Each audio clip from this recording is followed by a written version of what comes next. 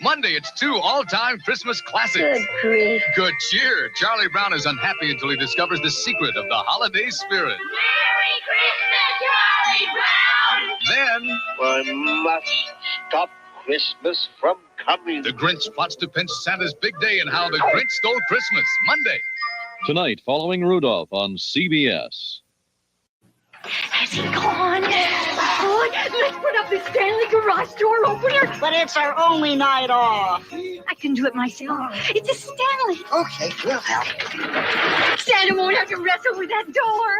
Oh, he's so hard to shop for. So I got him the best, Stanley. Boy, that was easy. Wasn't over our heads. Merry Christmas. For me? Oh, it's a Stanley. You want to help me do things right. Look! What to your wondering eyes now appear? Only at Burger King, it's cuddly reindeer. There's Rodney, Ramona, Rhonda, and Randy. At $1.99 each, the price is just dandy. Get one with chicken tenders or Burger King fries. Stuff a deer in a stocking for a Christmas surprise. Collect all 4 at a Burger King sign. Get your reindeer right now, and the best food for fast time. She rocks in the treetops all night long, chopping and a bopping and a singing her song. All the little birdies on Jaybird Street love to shop birds, cause it's cheap, cheap, cheap shop. Season's eatings from Byrd. Whole smoked hams, 98 cents a pound. Donald Duck orange juice, 99 cents. And flavor-rich eggnog, $1.39 at Byrd's Christmas sale. For super variety, friendly folks, and low, low prices, Byrd's is the word. Christmas is a special time across the country and at Kmart because you can save on gifts like this West Bend high-performance food processor, sale priced at just $36.88. Or make someone's Christmas special with a Kmart gift like First Alert's rechargeable Ready Light for $19.88 or compact rechargeable flashlight just $9.88 after manufacturer's rebate. It's America's favorite time of year at America's favorite store, Kmart, the saving place. Have yourself a merry little Christmas. Santa, can you bring me a zebra? I wish I could have a pony. I would like to fly. I wish that I could be a star in the sky for everybody to be nice and be friends and never fight each other. Season's greetings from your local bottler of Coca-Cola. Uncle Scrunchkey, who always goes, now for great developing. Look for the Kodak Color Watch seal. Kodak Color Watch for great developing. You're going to thank me for it. Where you gonna find that special toy at a price that's really low? Not at the zoo, but here's a thought for you. There's a really great place to go. KB Toy Store. We got the toys and the price you're looking for.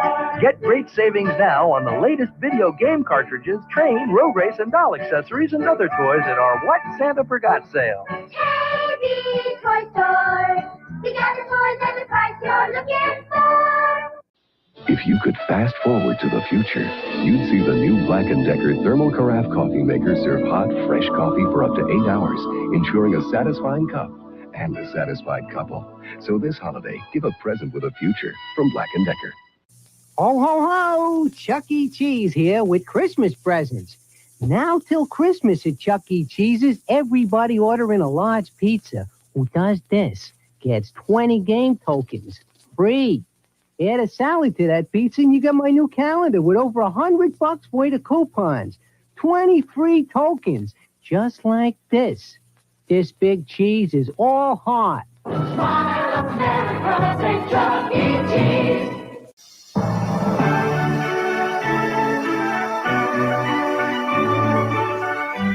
This holiday season, please drive with care. The best to you and your family from Amico. Look to Jewel for holiday party favorites like Canfield's, RC, 7-Up, Pepsi, or Coke. 12 12-ounce cans are just $2.99. Or enjoy refreshing savings on Hawaiian Punch. A 46-ounce can is only 89 cents. And assorted Keebler toasted snack crackers are just $1.49 a package. for holiday party favorites. Take a look at an old friend you. Take a magical journey in a movie premiere for kids of all ages. Drew Barrymore and the Karate Kid's Pat Morita head an all-star cast in the new Babes in Toyland Friday. Monday, Cosby's Keisha Knight Pulliam will warm your heart in a special holiday movie. Gotcha. She's something more than an orphan, but nothing less than an angel. Right down from heaven. Starring the Golden Girls Rue McClanahan and St. Elsewhere's William Daniels. Every child deserves a Merry Christmas. Monday at 8, 7 Central and Mountain. The Little Match Girl. Well, maybe a half-off sale is the only way. Look, I'll do the signs and you do the trees. Right now at Miller's Outpost, you'll save 50% off the regular price on all men's pattern sweaters. Choose from a fantastic collection of colors and styles and save 50%. Brand names like Saturdays, Union Bay, Levi's, and more. But you'd better hurry for best selection. Hey, JR! They're all half off now.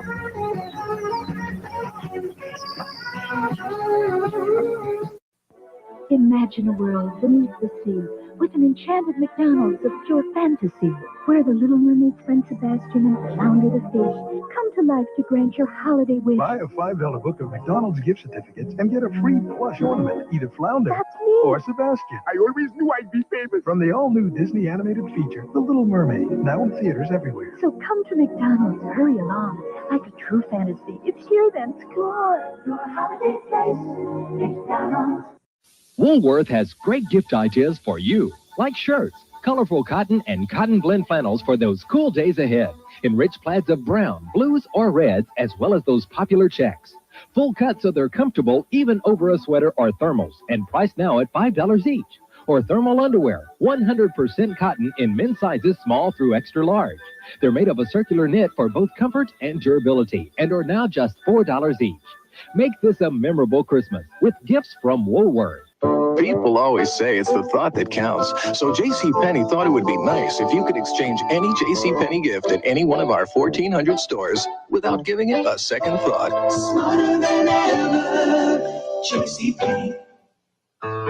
Joy Discount Department Stores and Toys for Joy celebrate Christmas savings. In every Joy store, you'll find great gift ideas at low discount prices. And at Toys for Joy, The selection is tremendous. The prices are ridiculous.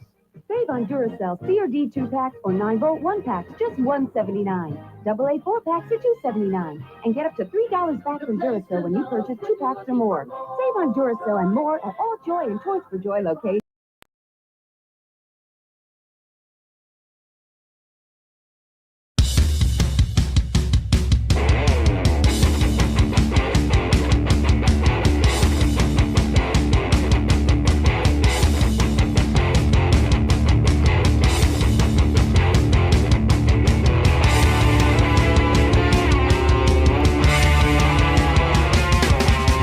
Karen left the waterfall, bound for Fairview Road. Next day the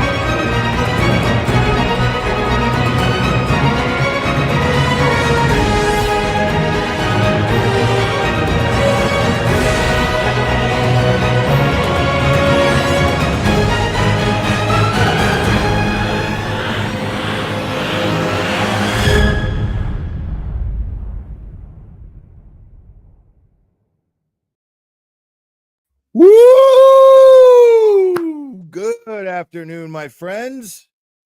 I hope everybody's doing well. I hope everybody's in the holiday spirit. I'm in and out of it. Not really, actually. I'm always in it, man. It's pretty great.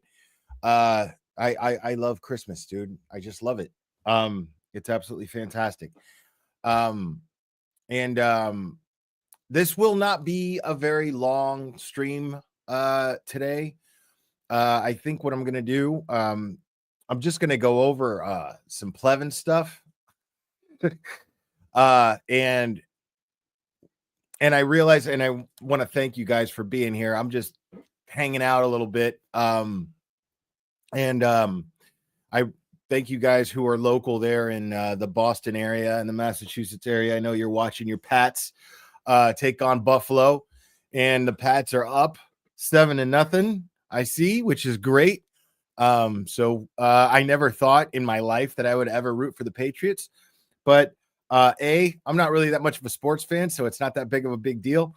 And and B, I have been adopted by you locals there. So now I have to root for the Patriots. I never thought in my life that I would root for the Patriots. And the only way that I'm not going to root for the Patriots at this point is if I'm rooting for the Dolphins, because I'm always going to root for the Dolphins.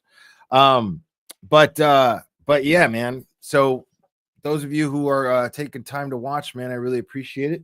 And Clever says hi, obviously. And tonight, this is not going to be a very long stream, as I was saying before. Tonight, in 2 hours, almost exactly, Nurse Kim will have a live stream with plenty of guests, and it'll be a celebration of our pets. And so I'm excited about that. So Drago and Clubber are gonna hang out, and we're gonna be, so make sure to check out Nurse Kim's live stream. It starts at 7, and I will be there. So as soon as I'm done here, I'm gonna send everybody over there. Make sure you head over there and give it a like, and yeah, man, it should be really fun. What's up, LV Cops?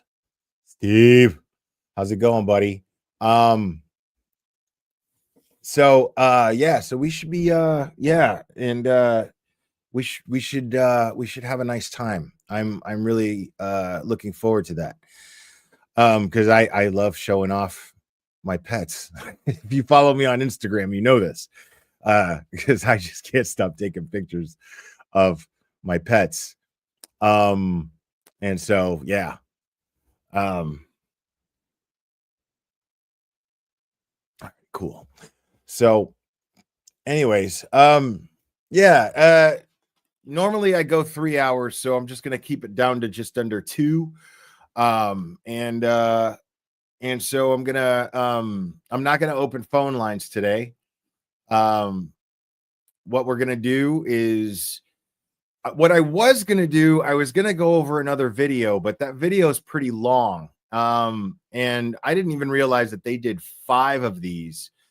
But I'm gonna go over some videos, and there's another new creator who I want to review as well. Everybody's talking about this creator and their videos, and I'm gonna go over them. And maybe I'll do that now. I don't know.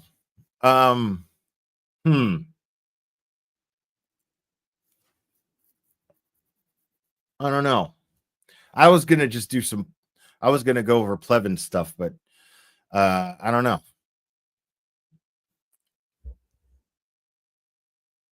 Let's see. The Pats scored again, or is that the same? No, yeah, it's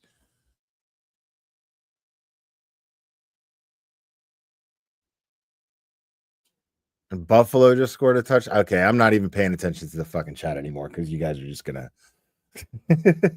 Oh my gosh, 14-0. Really? Okay. Wow. All right. Go Pats. Right on.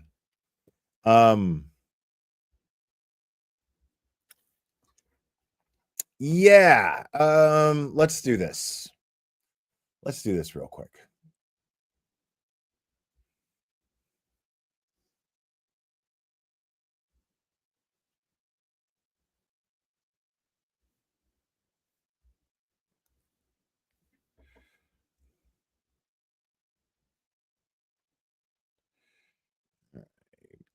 Give me 1 second here, folks.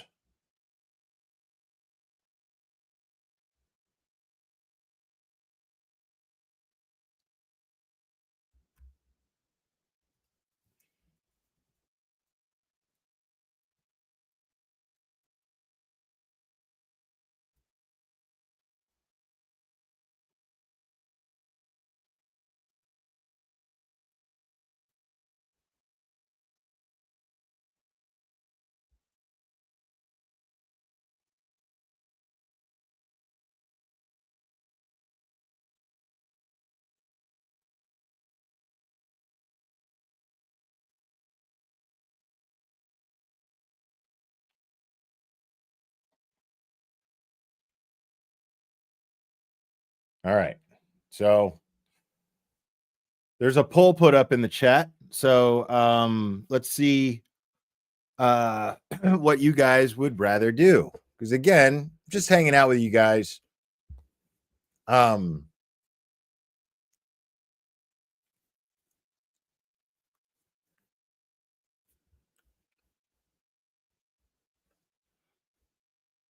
Because this is why I put up the poll, because oh wow, this is really close. It's 50-50. It was 50-50 there for a second there. I'm gonna leave this up for a second. Keep voting. Make sure you check out the poll and keep voting, because it's a close one. See, Scott McGinnis, you're not wrong, dude, because that's why I put up the polls, because like maybe you know, and I mean I'll still do Plevinisms. He's always going to say something stupid that's worth making fun of, but you know,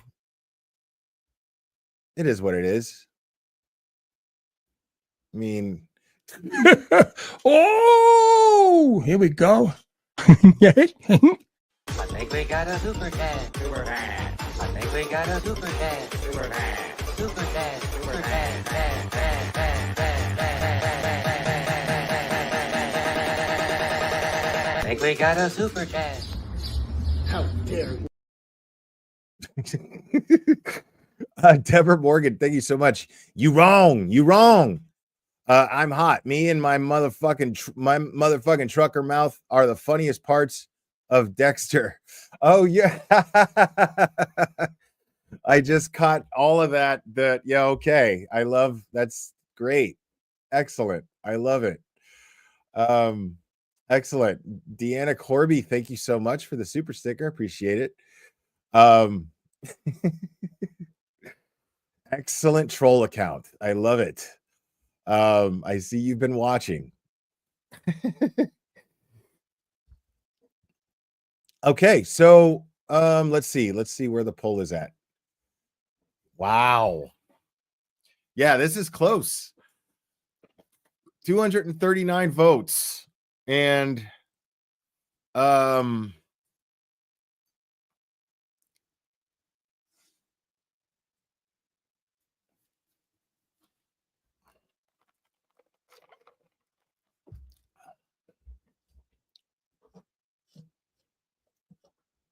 what's up, baby boy?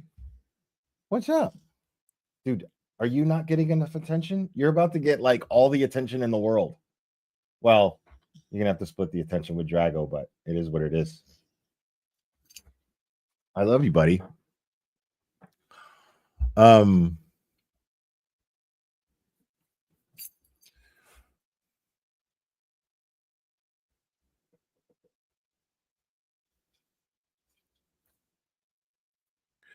right, let's see where we're at. I mean, people are still voting. So This is crazy. But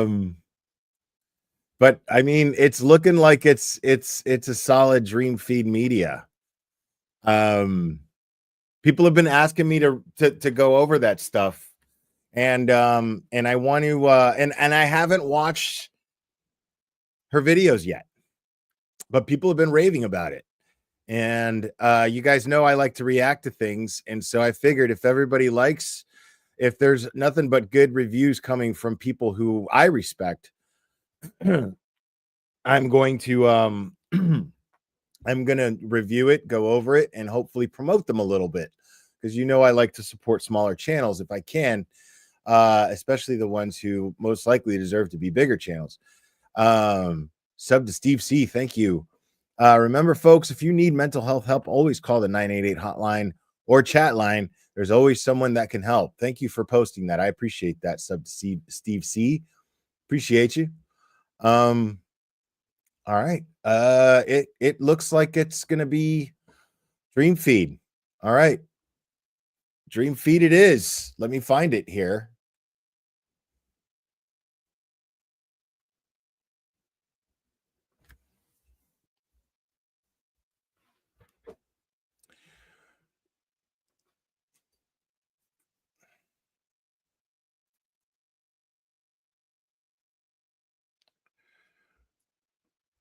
Jack Russell, thank you for becoming a member for 2 months, actually. Thank you so much. Logic, absolutely.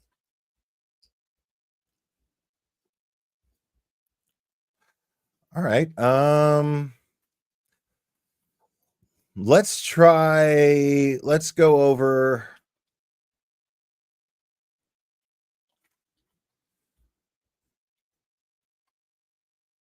go over Miracle at 34 Fairview. Since we're in the Christmas spirit.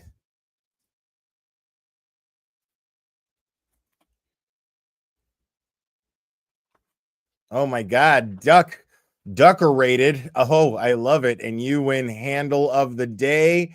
And thank you so much for gifting 5 memberships.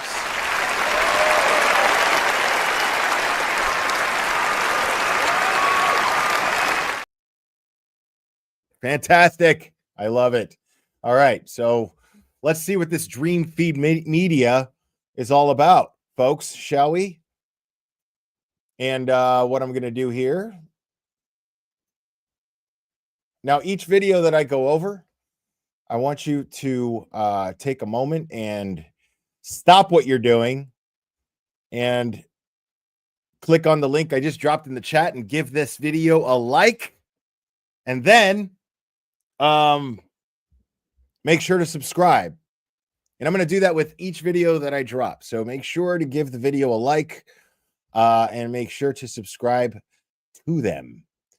All right. All right. And her name is Grace, you say, SD? Okay. She has a newborn baby too. Wonder Woman. Okay. All right. All right, Dream Feed Media. I see you. Let's see what's happening with Dream Feed Media, folks. Hi, and welcome back. Ooh. I'll spare you the suspense. Part of the miracle is that I finally got one of the videos from this series finished. Did you now? Of course, this was only one of the miracles related to 34 Fairview. All kinds of miracles happened the night of January 29th, 2022. Did they? If we believe eyewitnesses Jen and Matt McCabe. Miracles that defy time, space, distance, physics. That picture is awesome. That picture is awesome. Just them staring out the window, staring outside 34 Fairview, watching Karen Reed's vehicle, Karen Reed's Lexus SUV, do literally everything except the crime in question, except the alleged crime. Amazing. This visual is I love that she did this. Because I like that's exactly oh my God, I'm gonna die. That's exactly how I picture these assholes just staring out 34 Fairview watching Karen Reed's Lexus SUV, miraculously seeing her SUV do literally everything from the moment she arrives to the moment she leaves, but doesn't witness her run over Boston police officer John O'Keefe on the early morning hours of January 29, 2022. Very interesting. And of course, logic. This video will cover the first 8 miracles. Let's set the stage for our performance. You know how we were recently talking about how our greatest weaknesses are also our greatest strengths? Well, I am blessed with a toddler and an Amazon addiction, so clearly I am qualified, almost overqualified by Massachusetts State Police standards, to recreate the crime scene at 34 Fairview Road. Since I needed to examine the She's snarky. I like it. angles and distance so closely for my replica, it ended up yielding so many observations that I needed to break this up into multiple parts, something that is easier said than done in this tangled web. For the scale of my model, 1 centimeter represents 1 foot. I used public records to establish the lot size and dimensions of the home. From there, it was just a matter of finding the right-sized Amazon boxes and toddler toys. I was the right person for this job. I was practically made for this moment.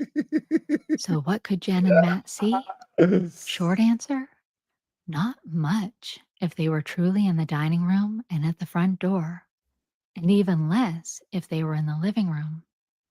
As far as I can tell, they likely saw headlights and possibly the glow from the taillights. Now listen, I'm no microdots. I'm a mom with a microphone and 2 accounts, StreamYard and Canva, and not much uninterrupted time. For most of my previous videos, I've used Google Slides, which is basically just PowerPoint. Yeah, I've been trying. I mean, think about it. Let's try to put this in perspective, right? As far as a creator goes, because let me tell you something. I don't do videos like this.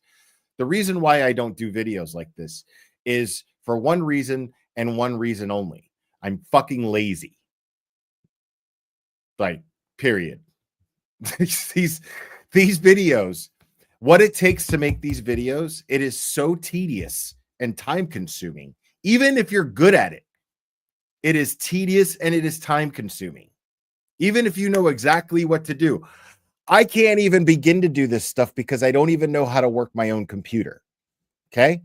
So she has a Canva account and she has a StreamYard account. So she makes her videos on StreamYard and she uses Canva to edit, which is wild, right? Now, I believe Esty said earlier in the chat that she just had a baby. So if anybody has ever in this chat, and I'm assuming many of you have, if any of you in this chat have ever had a newborn baby, you know how time consuming that is. Babies sleep and eat. Small babies sleep and eat and shit and piss. That's what they do. And cry. That's what they do. Now, don't get me wrong. It's a pleasure. It's a pleasure. When my son was first born, it was a miracle and I couldn't get enough of it. I worked my ass off and I couldn't wait. I didn't get home from work until like 1, 2 in the morning. And I couldn't wait to get home and hang out with him, you know? So like, but make no mistake, this is, it's time consuming and they sleep in increments. Most babies, if you get a baby who sleeps all through the night immediately, you're blessed. It's a blessing because it almost never happens. And they sleep, especially when they're first born, they sleep in increments, just a couple hours here, you know, and they're hungry. They need to eat. So it's time consuming quite a bit. Not to mention everything else that goes around it. You have your everybody has their life that goes around this. So I would imagine that her finding the time to make these videos was well spent, to say the least. So kudos to Dream Feed Media here for this. And trying to enhance the Because viewer experience also, by trying to teach myself you also have to take into consideration how much time she must have spent researching this case, how much time she spends thinking about this case, how much time she spent looking at evidence, looking at watching testimony, rewatching testimony to be sure that she heard what she heard, to be sure that what she's thinking from what she heard from the testimony is accurate. And if she's coming to conclusions, are they making sure that they're not based on some bullshit that she made up in her own head? So did I hear that right? I could have sworn when I listened to this person's testimony the other day that it was different than what this person is testifying here. That shit takes time. It's a lot. So, yeah, just try to keep all of this stuff in mind when you're watching this video. Canva. So if you'll lower your expectations, I'll try to increase my efforts and hopefully we can meet somewhere in the middle. My goal is to provide basic visualization, so I'm grateful for your patience. Back to why they couldn't see much. Number 1, Jen's vehicle is so tall at 6 feet 5 inches and so long at almost 19 feet, and it was parked so far back in the driveway that it blocked the visibility of the driveway side of the yard from her position inside the dining room. For demonstration purposes, this photo was taken from the new owner's ring camera at the breezeway door from the day that a certain former female FBI agent went on a photo spree earlier this year. The ring camera has a fairly wide field of vision, so the angle is not completely accurate, but it's a good enough approximation. From the formal front door or dining room windows, Jen would have likely seen a partial silhouette of the hood and maybe the windshield of a large vehicle with its headlights on. Could have been Karen, could have been the Nagel vehicle. As Jen self-reported on the witness stand, she's bad at identifying vehicles. She wouldn't have known based on a partial view. Here's a photo taken of Jen McCabe's vehicle in the daytime, parked in essentially the same spot as she claimed from that fateful night. This is from the perspective of Karen's SUV. Can you see the dining room windows and the front door? Not really? Huh. Then odds are the people from the windows and door couldn't see much of the vehicle at the foot of the driveway either. Number 2. Additionally, when I was trying to place the shrubs on my replica, I realized that the visibility of the flagpole area from the front door and the windows of the dining room was significantly obscured by the overgrown shrubs flanking the front door. Was it that way in 2022 on the morning of January 29th? Yes. So take a closer look at that visibility. The shrubs were even larger and more unkempt back then. And I am not judging because I get it. You can either have kids or a beautifully manicured lawn, but you can't have both. Despite their near constant self-reporting, Wait, I gotta hear that because one more I time. get it. You can either have kids or a beautifully manicured lawn, but you can't have both. Despite their near constant self-reported presence at the dining Spoken like a true new mom. windows and front door, the McCabes couldn't really see to the left and they couldn't really see to the right. But Grace, what about the front door? Straight out the front door, as Jen mentioned during the trial. That takes us to number 3. I'll need your help verifying if this is a universal experience or if it was just me.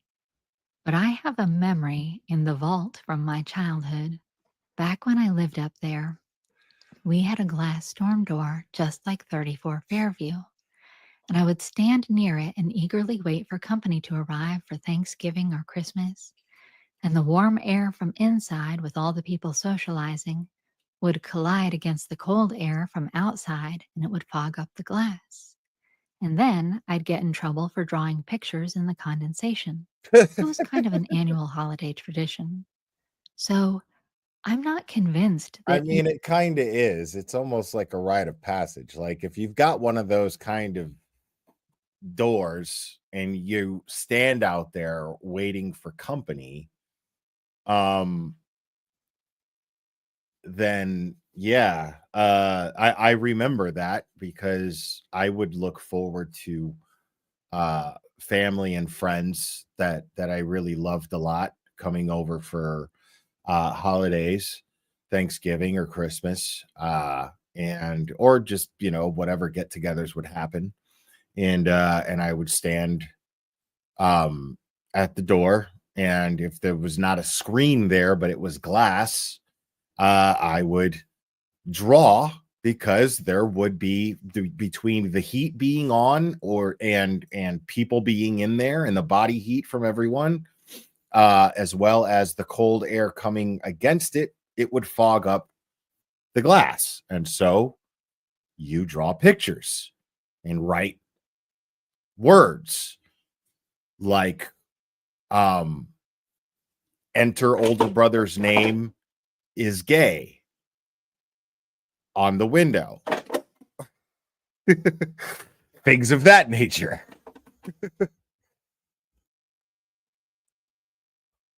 even the straight out the front door view was unobscured, especially since during the few minutes that Karen was at 34 Fairview, there were 2 moments when Jen and Matt definitely were not in the doorway. When Julie Nagel was exiting to see her brother, and when she was re-entering. And that's not a fat joke, it's basic physics. 2 people can't occupy the exact same space at the exact same time. I like how she foyer made it a point to is say that. narrow, and it's blocked by those closets, typical of 70s architecture. It's not like there are side lights or anything like you see in residential architecture. Dude, what the fuck does this lady not know, dude? Like, what the fuck?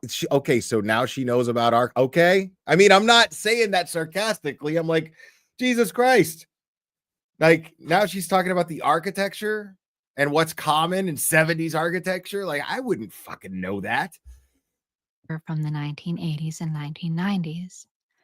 A standard front door is 3 feet wide, so 36 inches, and this is confirmed by the photo of the foyer. Those are 12-inch tiles, 3 tiles wide and 2 tiles deep. So that helps us to visualize the space. And speaking of visualization, the waterfall video shows us that Matt I can't look at this guy without laughing. Was significantly more portly during January of 2022 than he was when he testified in June of 2024. So the McCabe's than he was when he more portly during January of 2022 than he was more portly during January of 20 was significantly more portly during January of 2022 than he was when he testified in June of 2024. So the McCabe's would have easily filled up that entry space, especially since the open. He easily would have filled up. He easily would have filled up that entry space. And solid door was also taking up some of the room in that narrow little area. Now, disclaimer, folks. She's not taking these jabs. She is sticking to very, very, I want to be very clear here. This is just me being me, okay? What she's saying, it's absolutely, it's important. These are important details that she's pointing out.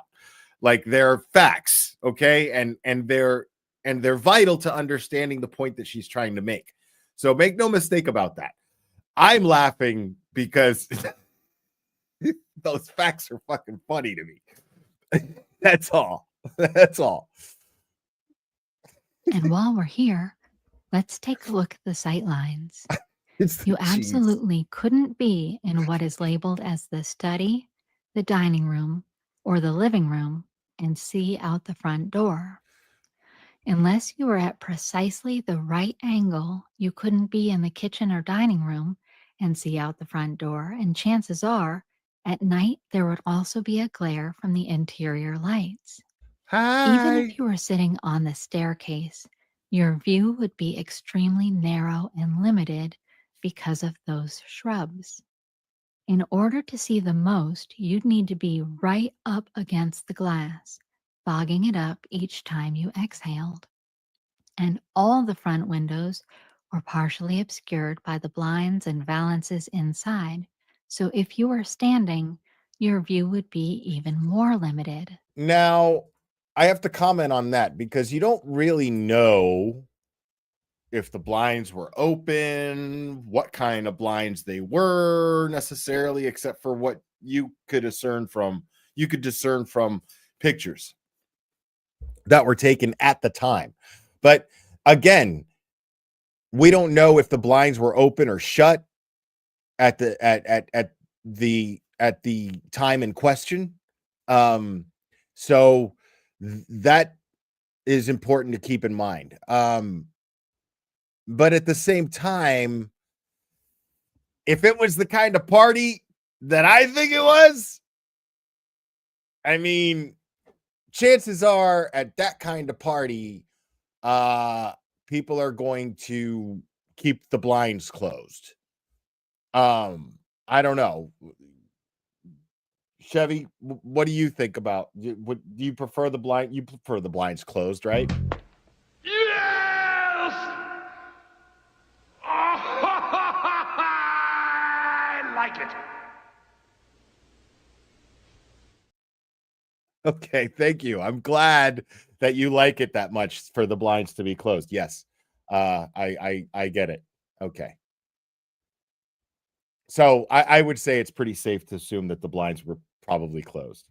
And of course, you need to account for the interior lighting reflecting a glare off the glass windows, obscuring the view even more.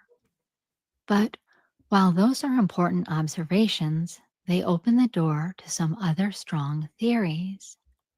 The travel time between 34 Fairview and 1 Meadows Ave is an estimated 6 minutes in ideal conditions. Ideal Driving the speed conditions. limit, no weather issues. Yeah, ideal conditions, no weather issues, such as a blizzard. The traffic lights are timed right, no unexpected traffic, construction, or trains crossing. And if you're familiar enough to know where you're going, any of those variables could impact your ETA. But there's something else too: alcohol. We think of drivers who have been drinking as having impaired judgment, slower reaction times, and reckless tendencies. However, for people with higher anxiety traits, as Karen has demonstrated, even with just a buzz, they often overcompensate by trying to drive even more carefully.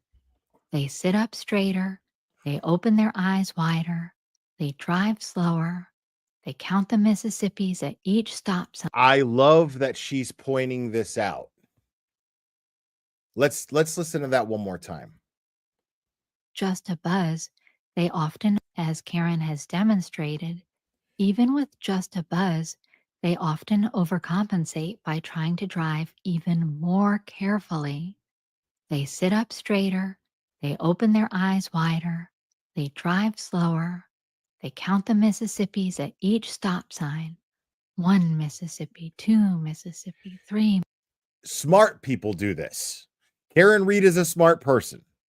So it's safe to give her that benefit of the doubt that if that's the case, because the last thing that she wants because we know Karen is the type to, we know that she has a very close relationship with her family. We know that her family are you know, she's a professional person. Her family is full of professional people. What she does not want to do is upset or embarrass her family. So the idea of getting a DUI to someone like Karen Reed is scary, is very scary. So someone with the intelligence of Karen Reed, it's safe to assume that she would be taking these steps. And I love that Dream Feed Media is pointing this out. I love that Grace is pointing this out, because this is something that is never talked about. This is a very, very, very important point that she's making here about people who have been drinking and are driving, but just have a buzz or realize, hey, I've been drinking. If I get pulled over, even though I think I'm okay to drive, if I were to get pulled over, I'd probably still get a DWI. So I'm going to try to, I'm going to drive as carefully as I possibly can. And that is something that's never really addressed, because a lot of people are afraid to say something to the effect that, oh, that person's implying that it's okay to drink and drive. That's not what she's doing. She's merely pointing out a simple fact. Most drivers who feel confident enough to drive when they've been drinking will drive that much more carefully out of fear of being pulled over and getting a DUI. They feel confident enough to drive that they're not going to get into an accident. But they know damn well that if they get into an accident and it's not their fault, they're going to get a DWI. If they get pulled over, they're going to get a DWI because they might be over the legal limit. So, but they might feel like they're still okay to drive. And in all fairness, every drunk driver thinks that they're okay to drive, or else they wouldn't get behind the fucking wheel. But what she's pointing out, she's narrowing that down a little bit better, you know, and to a degree that nobody really talks about, is that person that actually is and may just be okay to drive, not legally, but is, through their own judgment and self-awareness, made the judgment call that they were okay to drive and they're just over the legal limit, but they, you know, feel like they could do it. So what she's pointing out is very, very, very, very true. You are way more careful. You're taking way more precautions. And you're counting those Mississippis at the stop sign for the purpose of not just being safe, but mostly in case a cop is out there trying to meet their quota. You know what I mean? And they will look for you. They're looking to catch DUIs, and they look for you to slip up with any little traffic infraction. Like, I remember I was driving just fine. I'll tell you guys a fun little story. I've told this story before, but it's been a while. I don't think I've told it to the Karen Reed community, but I've told this story on this live stream on this channel before. And so there was one time I had a Ford Ranger, right? And I was driving home from the bar. I was in my late 20s. And I was driving home from the bar, and I was hammered. And I played around with a little bit of cocaine at the time too. And I was hammered drunk. I was, but things were balanced out. I could drive. I was alert. I was driving perfectly fine. But it was late at night. It was around the end of the month, or maybe the beginning of the next month. And I had my license plate in the back window of my truck, not where it was supposed to be. Technically, that's illegal, but that's something that a cop would normally just be like, whatever, I don't give a shit about that. But a cop who's trying to catch people on DUIs will pull you over for something like that. And I got pulled over. This was a long time ago. This was when Metro PCS first came out. Remember when only like doctors and drug dealers and lawyers had cell phones? And then Metro PCS came out, and that's when everybody got cell phones because they came out with the whole $50 a month flat. That's it. And then they give you but you got to buy a Kyocera cell phone. That was the ringtone.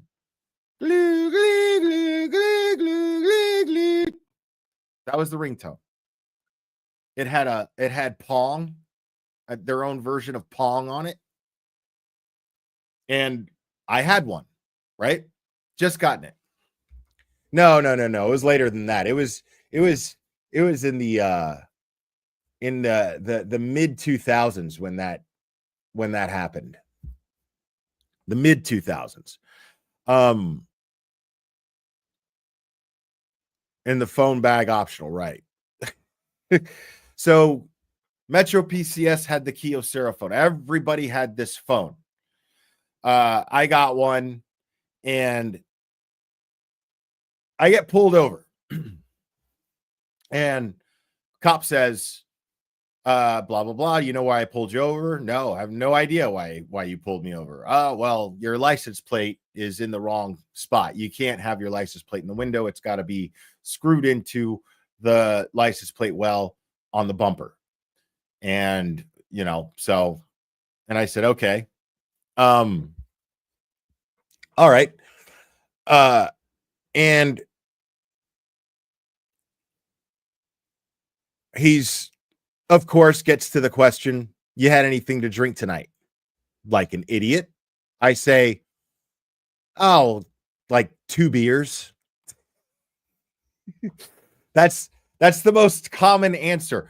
You want to end up getting a roadside sobriety test and a breathalyzer? Tell the cop you only had 2 beers. Tell him you had 2 beers.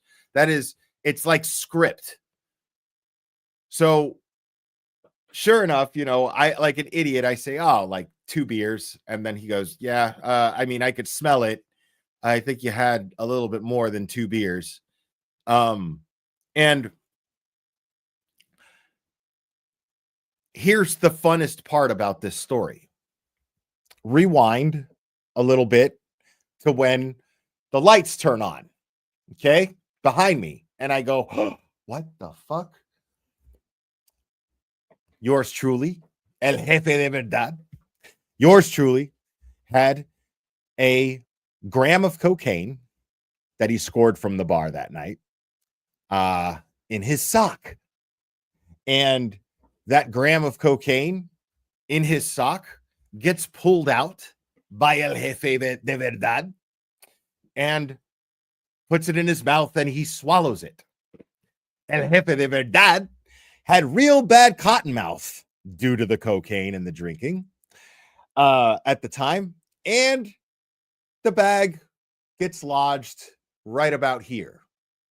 Right about right there. Can't seem to get it all down. Have nothing to wash it down with. Because I'm not going to get caught with a bag of blow. That's fuck all that.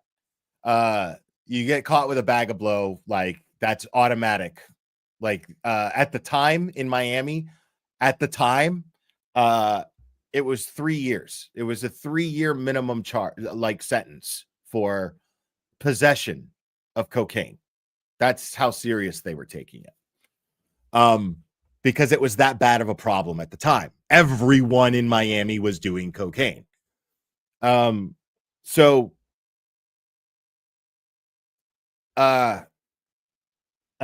was just common. Like you go to the bar, which one of your Cuban friends would be like, hey, oye, mi socio, quiere un pase. Quiere un pase means you want to bump, right?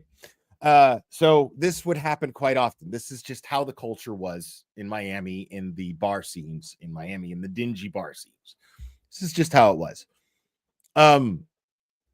So because of the lack of moisture in my throat, this bag of Coke was lodged right here. I could breathe and I was able to talk but as this police officer is talking to me and questioning me at my window of my truck, and he is at this, he's literally like this far away from me. I just kept imagining the wrong syllable shooting this bag of cocaine and hitting this cop right on his badge. So this entire time, I am scared shitless of this happening. And he's sitting there telling me, and I'm thinking, fuck, I'm going to go to jail and I'm going to have to spend the rest of my night high on an entire gram of Coke as if I just ingest an entire gram of Coke, and it's just going to be terrible. This is going to be hell. So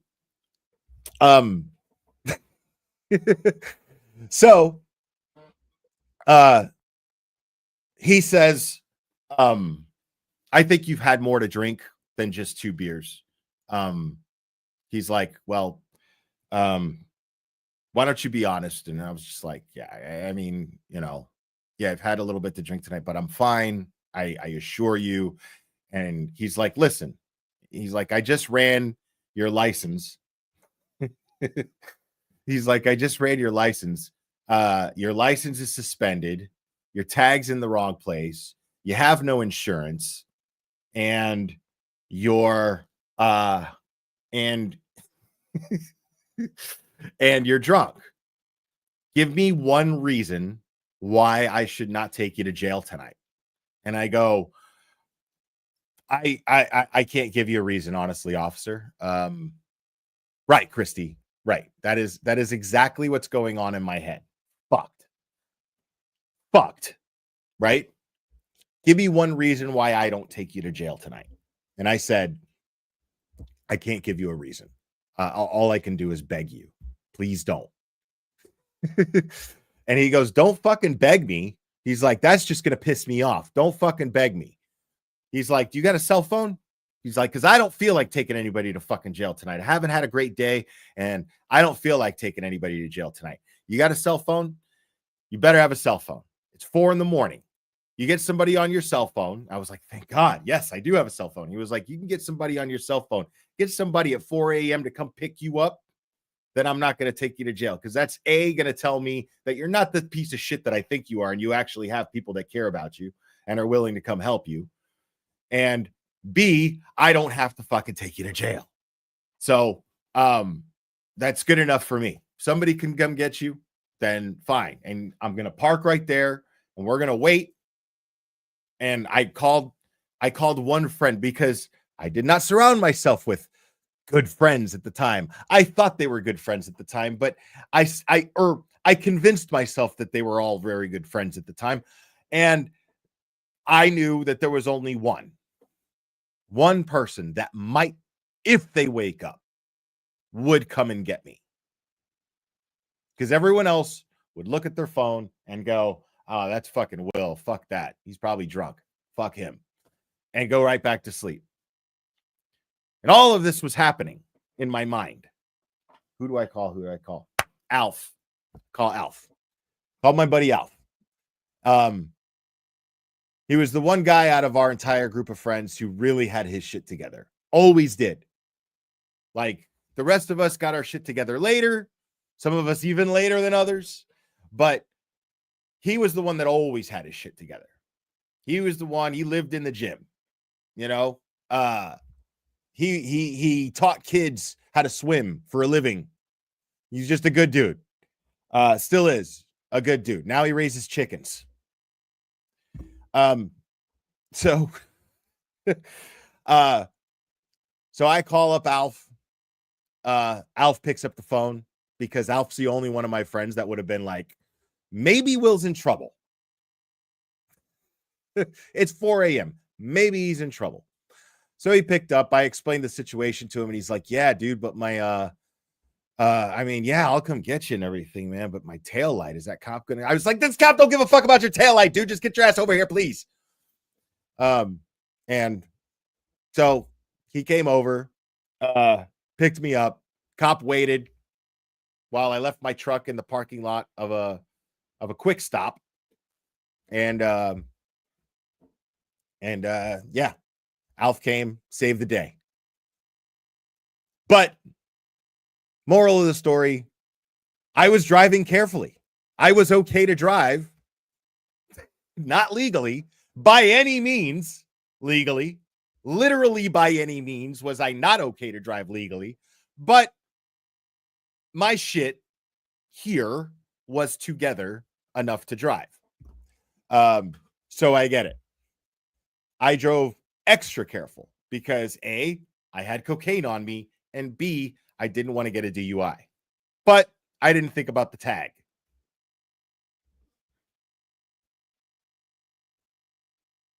Mississippi, 4 Mississippi, 5 Mississippi.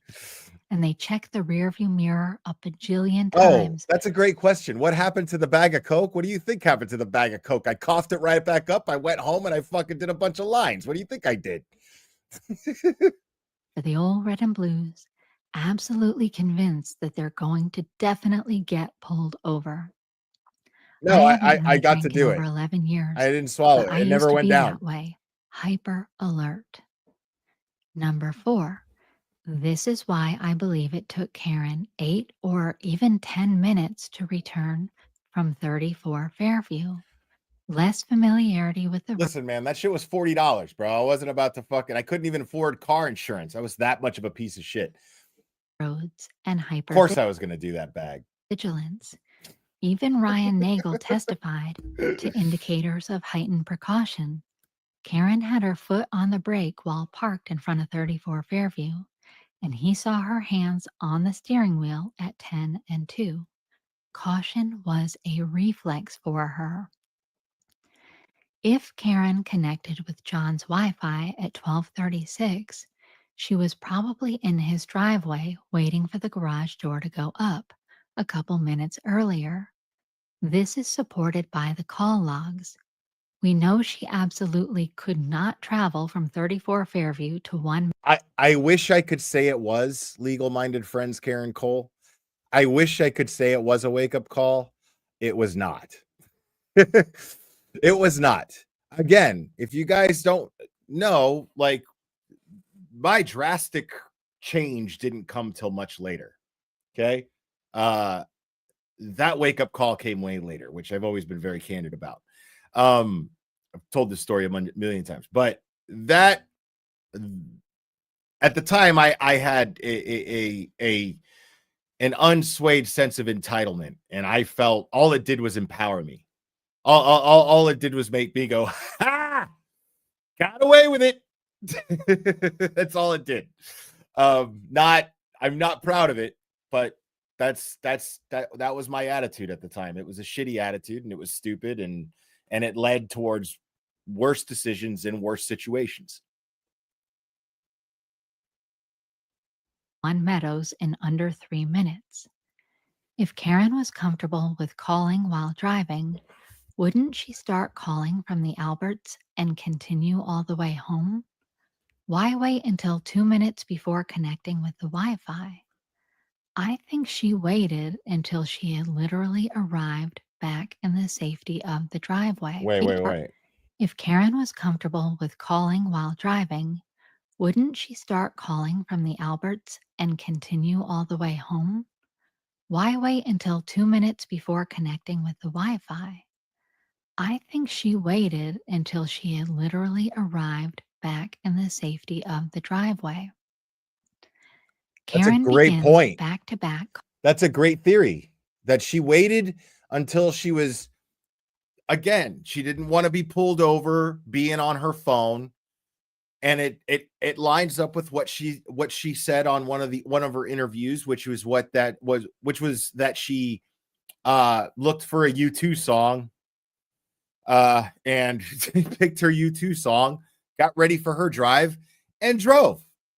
And probably did not want to be on her phone on the way because she had been drinking, and probably agitated from the fact that, I mean, clearly agitated from the fact that John O'Keefe had, in her mind, just stood her up, just left her out there and forgot all about her while he went in there to party.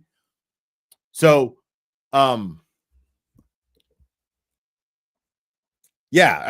I mean, that's a sound theory that she waited in order to be safe and in order to not be pulled over for being on her phone, waited until she was in the driveway and then made her call.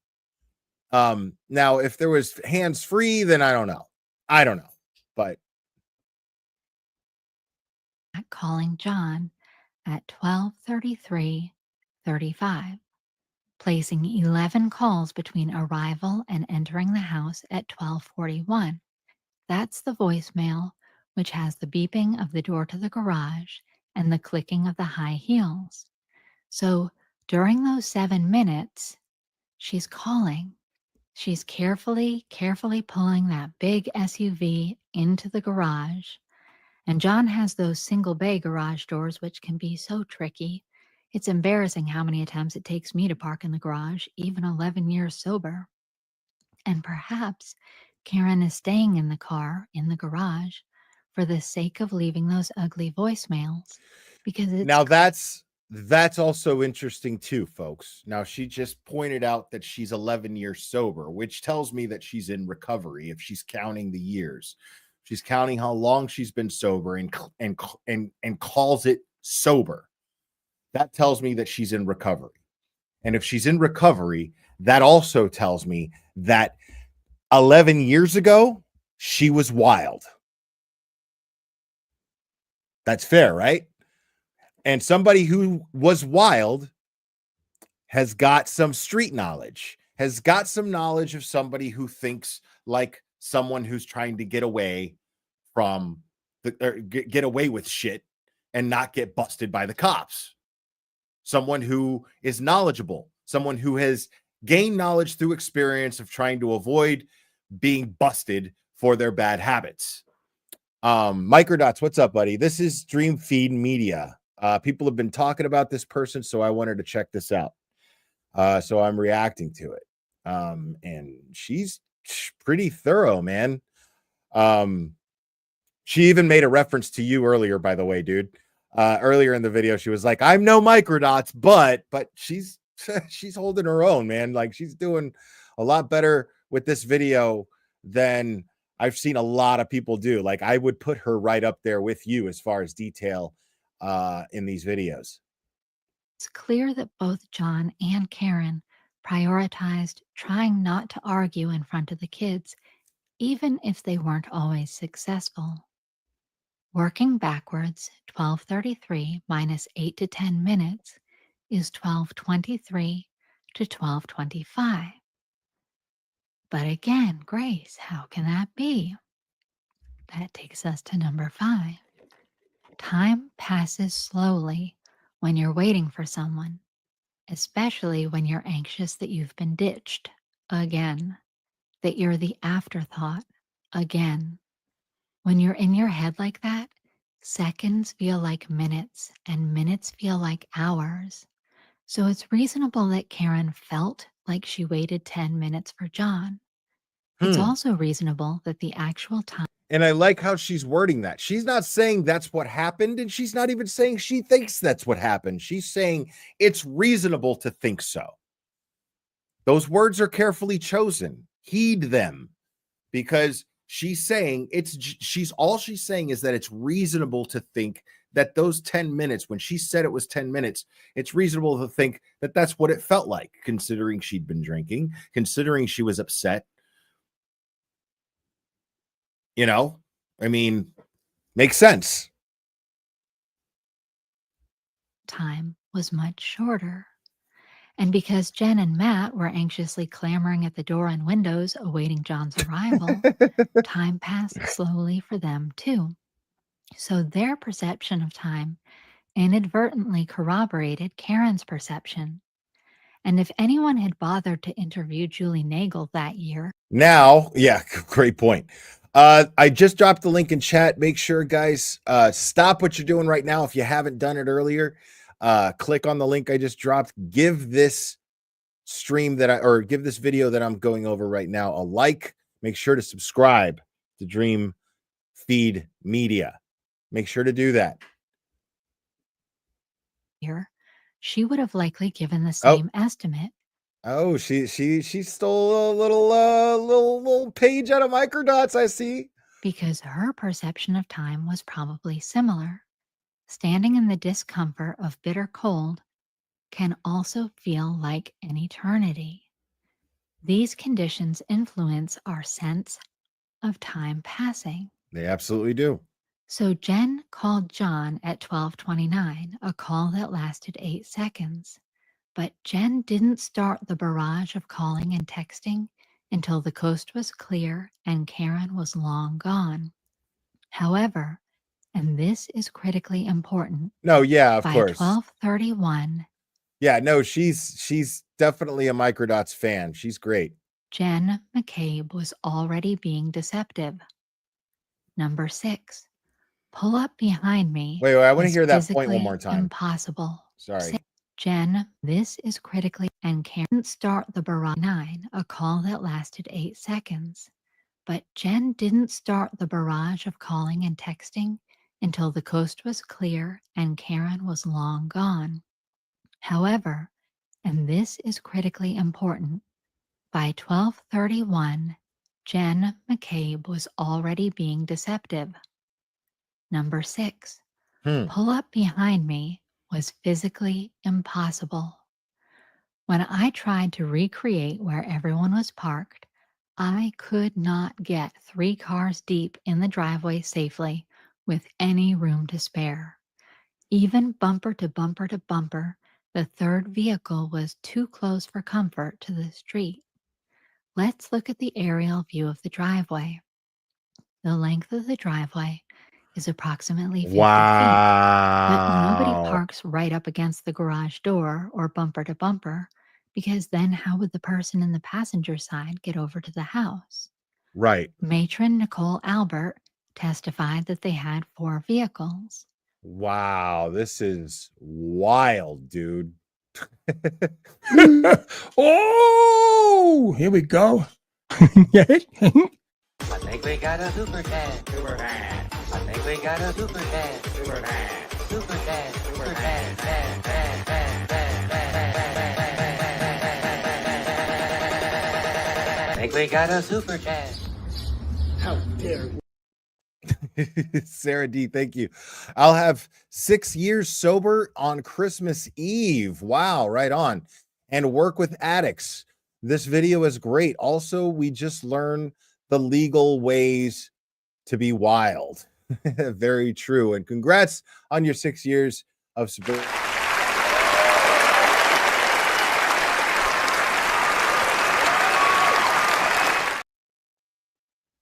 Her Cadillac, a Ford Explorer, a Ford Escape, and her husband's, and I'm using air quotes here, work vehicle, which we know as a Ford Edge. Brian Albert testified that he parked whatever family vehicle they returned home in over in the left lane. It appears that his work vehicle might usually be parked in the far right. See, that to me, again, see that right there is, to me,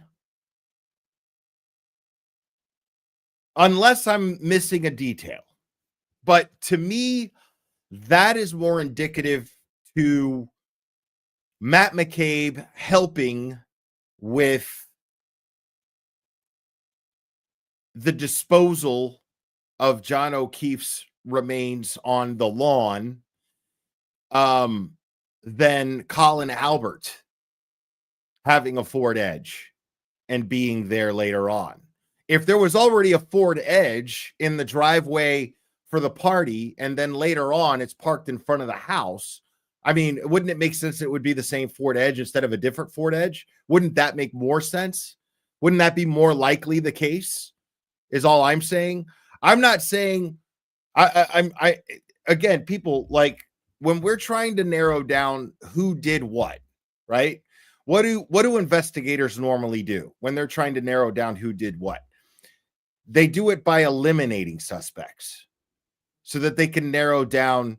They eliminate. They process of elimination, literally process of elimination. They will eliminate each individual person there to get there. Now, we know that the Massachusetts State Police and, of course, the Canton Police, who shouldn't have been there in the first place.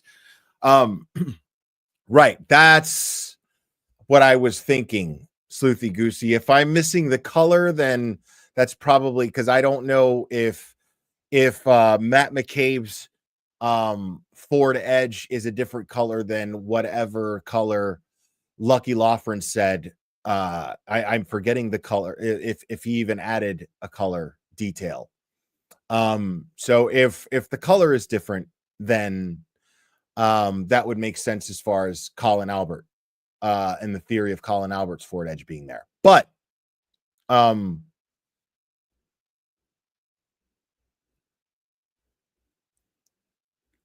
yeah, so I'm thinking, I mean, and Lucky was colorblind. Good point. Lucky was also colorblind. So again, that just makes me feel like it just makes more sense that since there was already a Ford Edge there at the party, why wouldn't it be the same Ford Edge parked in front of the lawn along the road?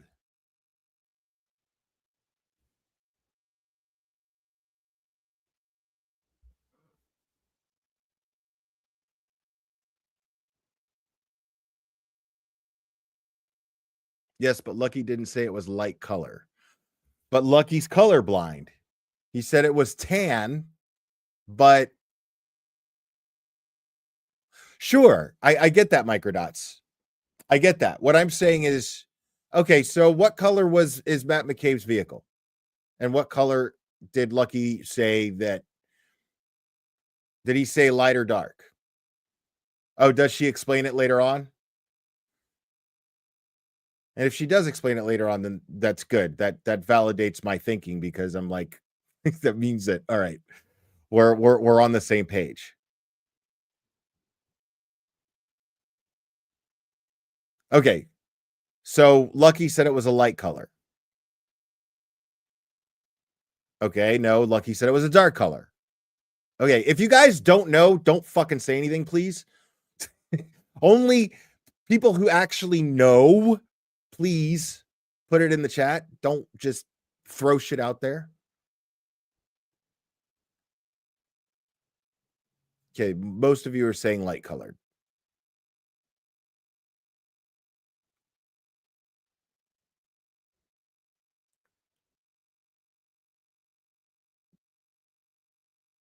Okay, and what color is Matt McCabe's Ford Edge?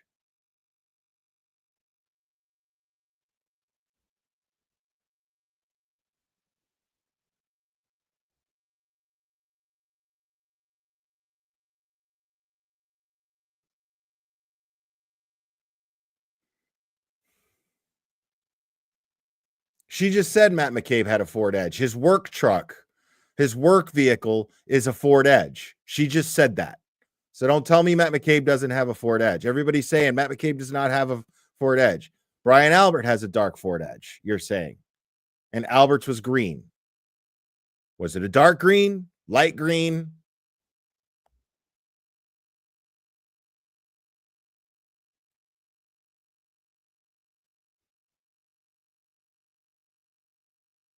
All right. All you guys are just throwing different shit in the chat. So I guess I'll just have to figure out later. So I just don't trust none of you motherfuckers. I mean, forest so dark.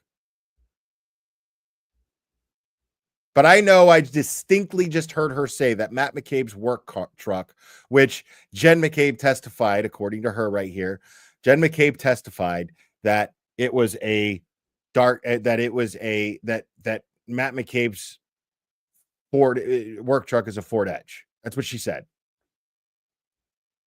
Okay. Is it dark blue or light blue?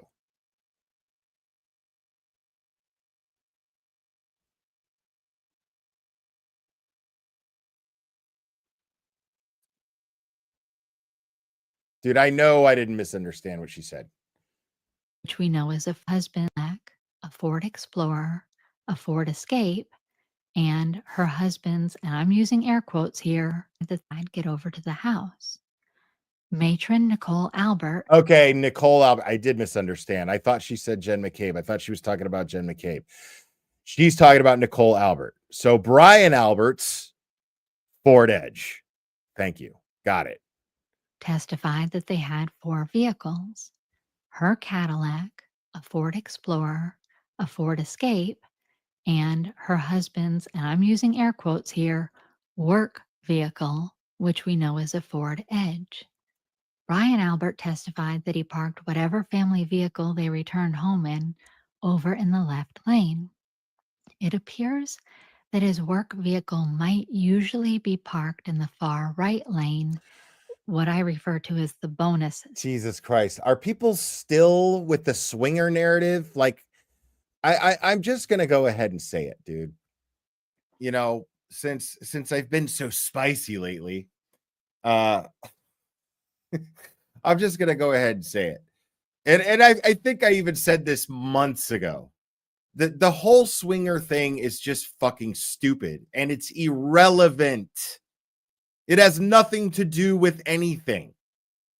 Who gives a shit who's fucking who if it's irrelevant to the case? Because it is irrelevant to the evidence that we've I mean, I don't understand why people are so hung up on this swinger theory. It's the stupidest fucking thing I've ever heard in my life. You sound dumb. Swingers. Oh my God, they were swingers. So what? Cares? I don't give a fuck if it's incestuous. I don't give a fuck. I want to know who killed John. That's what I want to know. Now, unless somebody fucked on top of John and left DNA, I don't give a shit. People are killing me with that stupidity. Spot, and you can kind of tell what I mean from the Motive. picture. It's Jen always McCabe testified. it's always you, Danny Thomas. It's always you. I should have fucking guessed that it was you in my chat talking about the fucking swinger bullshit. What is with you and swingers, Danny Thomas? I gotta know. I don't understand this shit. Why have you, for the last fucking year, been in my chat so fucking obsessed with pointing out swingers and equating this to swinging? I don't get it. It's weird, dude.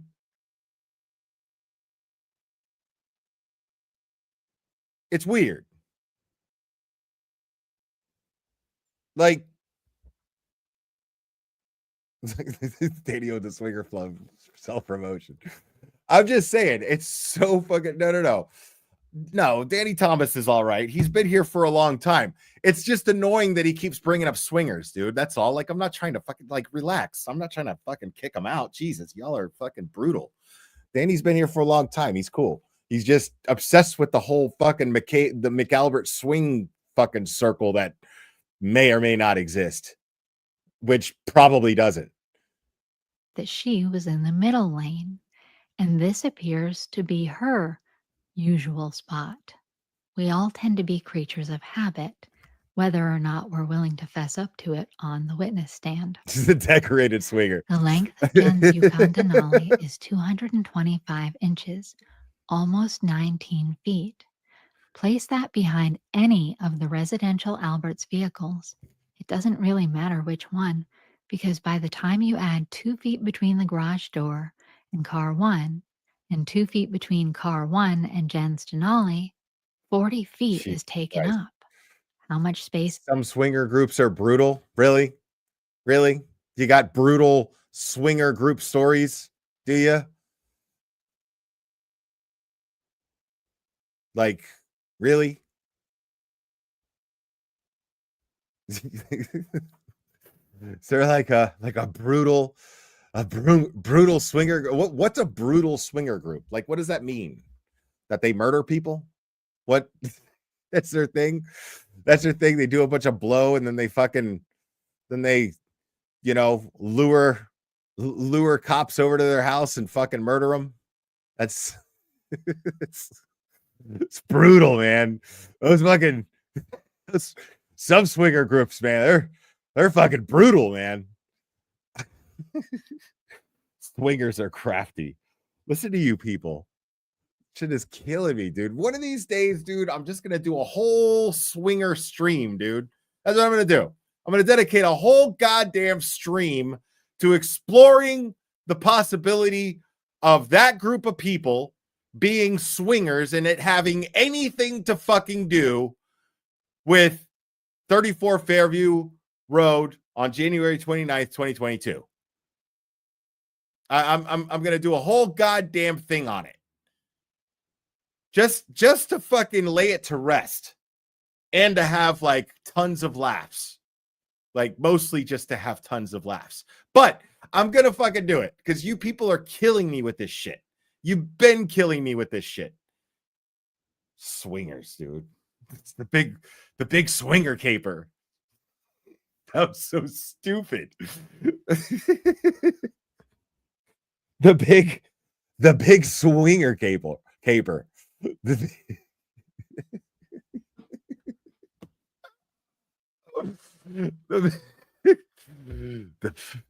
The big swinger cover up. Like, y'all are killing me with this shit, dude. I cannot with you all. Spaces left 10 feet. Karen's Lexus is 16 feet 8 inches long. If Karen pulled in behind Jen and left 2 feet between bumpers, literally half of Karen's Lexus would be hanging out in the street. And the math doesn't work even if Jen tried to claim that she meant to pull up perpendilarly to block her Denali in. How would John open the car door to exit? In my opinion, nobody who owns a $90,000 car is going to park it half-pipped in the driveway of a house they don't know, especially when DPW trucks might be coming by to sand before I just can't get over that comment. Some swinger groups are brutal. Storm, or when there might be black ice or another vehicle that could sideswipe them. Just no. But you know how you start to wonder if you're crazy? Like, I can't possibly be the only one seeing this, right? So I reviewed Microdot's video, Look the Other Way, and the link is in the description. And if you look at his renderings, he saw it too. Here's one example, and here's another. But just to be extra triple sure, I located the footage from the dash cam of the first officer on the scene that morning, and sure enough, those 2 left lane cars are still in place, covered in snow, taking up most of the driveway. And then Matt McCabe pulls the Denali into its usual spot and see how far it's dangling past. Right. So sorry. As you guys know, I fuck up a lot. So it's Nicole Albert that said her husband, his work truck was a Ford Edge. And so, I mean, it makes sense that it still makes sense to me that it would be Brian Albert's, not Matt McCabe's, but Brian Albert's work truck. I mean, it just makes sense. Now, I think Colin Albert was there, but I'm just saying. Past the other cars. So pull behind me at 12:31 was a lie because there was no room. And also because Karen had literally left the property as much as 8 minutes earlier. Which means literally everything after that was a deception too. The 5 text messages that Jen sent to John, the 7 phone calls that Jen placed to John, these were all done in bad faith because Karen wasn't near the flagpole at 12:31, but someone else was. Somebody else was exactly at that flagpole at that exact time because John's phone took a one-way trip that lasted 20 seconds and crossed 83.53 feet in just 36 steps. Ah. Somebody else was at that flagpole at 12:31, and that person knows that Karen was long gone. Wouldn't that be Higgins?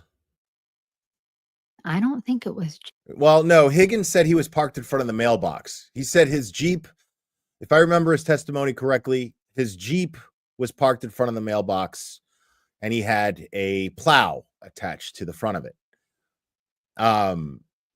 So no, not Higgins. She's saying here that somebody had to have been parked in front of the flagpole. Jen.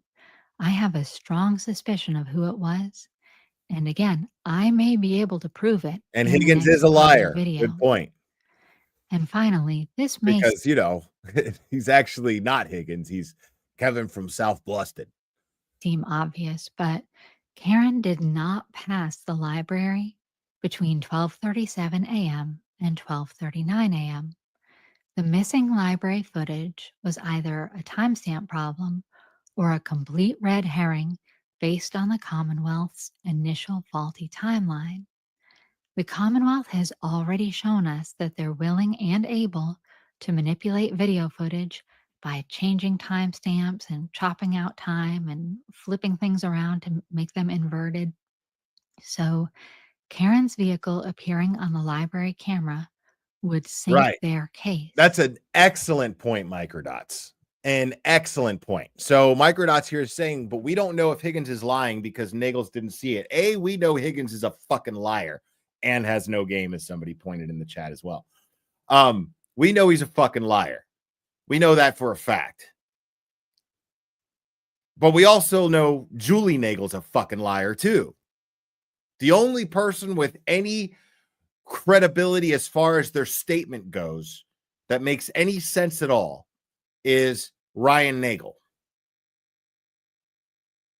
So Ryan Nagel,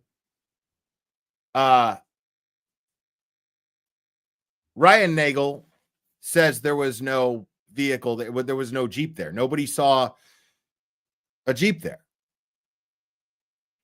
So, I mean, this is what makes this so complicated, folks, is because we're dealing with a shit ton of liars who don't really seem to give a fuck if their stories mesh or not, which is fascinating. That's one of the most fascinating things about this case. One of the most fascinating things about this case is that everybody's fucking lying, but nobody seems to give a fuck that their stories don't match. That's what's really interesting. They're that brazen.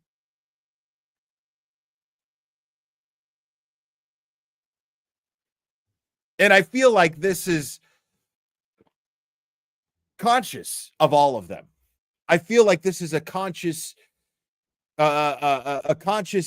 understanding of between everyone, or at least the key people who planned and quarterbacked this thing, namely Jen McCabe and Brian Albert. Those two people are, I believe, absolutely the head coach and the quarterback in this entire thing. So,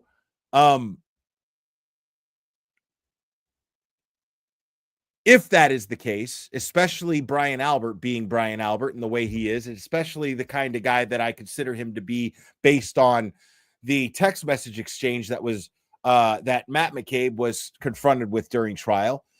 Matt McCabe was saying that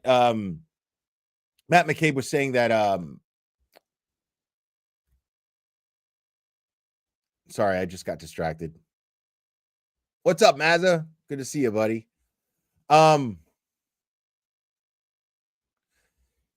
Yeah.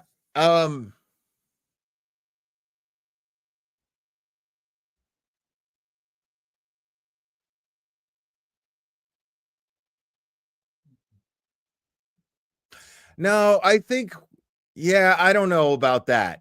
I think Ryan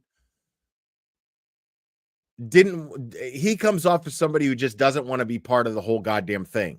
He's just like, whatever, dude. You're not going to fucking nail me with shit. I don't know shit. Don't tell me shit. And that's it. That's how Ryan Nagel comes off to me, but I don't know that.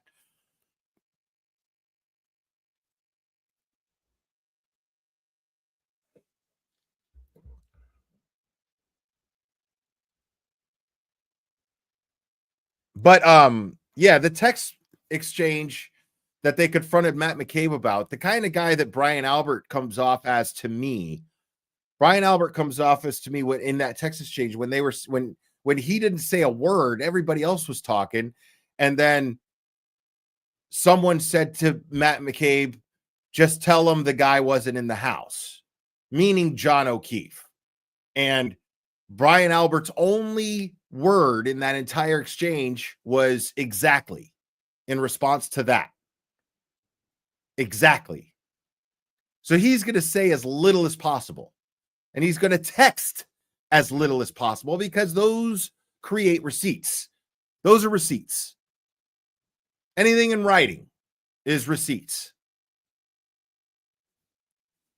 So, right. And yeah, that goes without saying. Yeah, the guy means that nobody gave a fuck about him. Absolutely. Absolutely. A guy that they called his friend, that they called their friend, nobody, he's just the guy, right? Nobody referred to him as John. And it also tells me not only that, because that it tells me two things. A, they didn't give a fuck about him to call him by his name. B, that they're trying to cover something up because they know that they're communicating in writing via text message.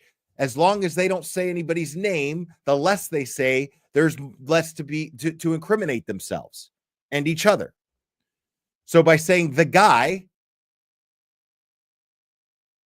and also distance, good point, Sleuthy Goosey, it distances themselves from him. But the guy means instead of saying John, then they're making an effort, even though it's clear who they're talking about. It shows that they are making an effort to be deceptive, to cover up. They're making an effort to be to conceal information in writing. Right, that's what they're thinking. That's what they're thinking by saying a guy. The guy.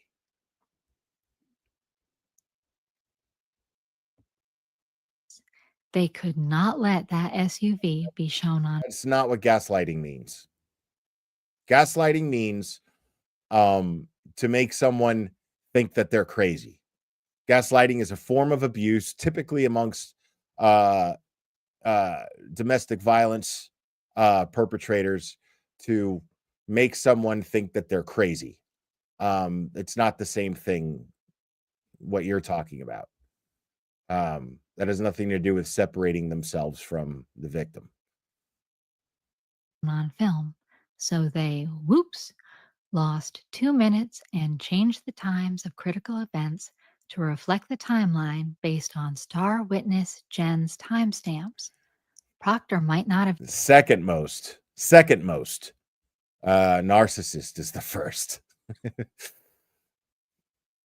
Even realized that Jen's timestamps were deceptive because by this point, there were several groups of people being deceptive for their own personal motives.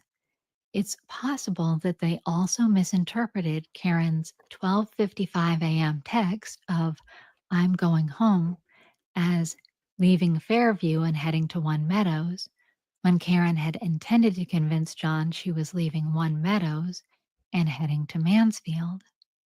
Covering involvement, shirking blame for a shoddy, lazy investigation, misinterpreting and misrepresenting information. It's a lot. Let's recap the eyewitness testimony defying miracles, shall we? Number 1, Jen Stanley blocked the view of the arrival of the Lexus.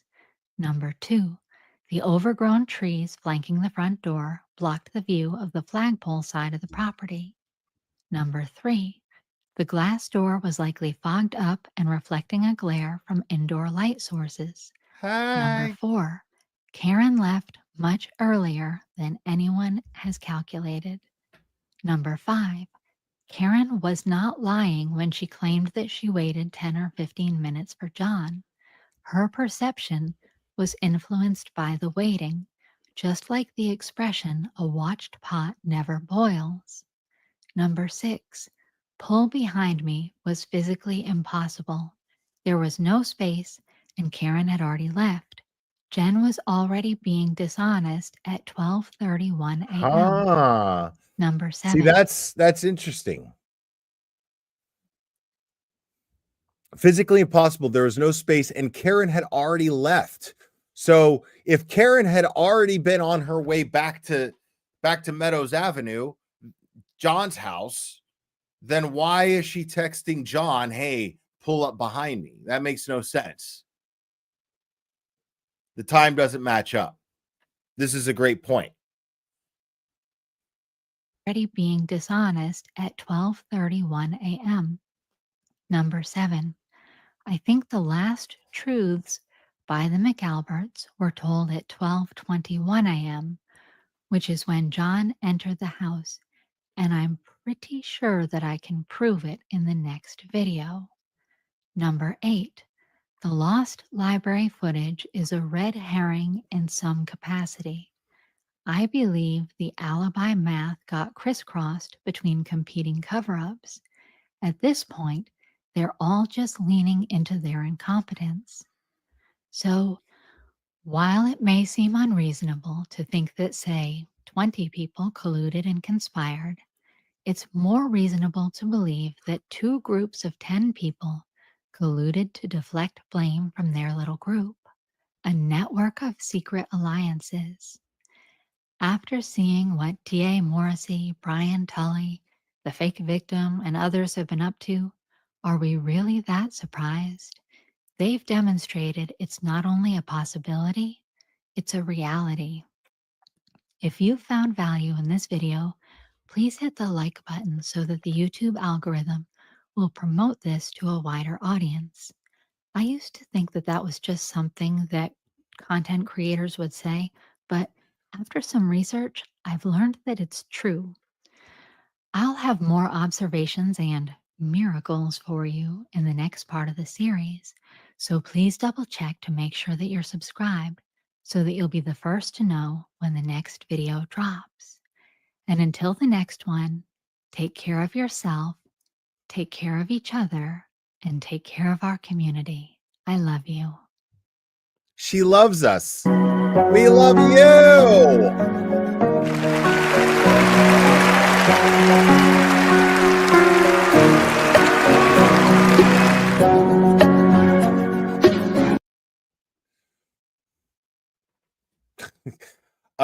I think that there's blackmail going on in the group. See, I don't think so. I don't think so at all. I mean, there's nothing to indicate that. There's literally nothing to indicate that. So that's speculation that goes beyond what I consider to be responsible speculation. I look at that, and the reason why I say that is because it makes things a little more difficult to make sense. You're muddying the waters by throwing things in there. I don't see it. To me, Occam's razor applies, which is the simplest answer is usually the correct one. And I would assume right now, at least I would speculate that the only reason that they're all lying is because they can all be implicated.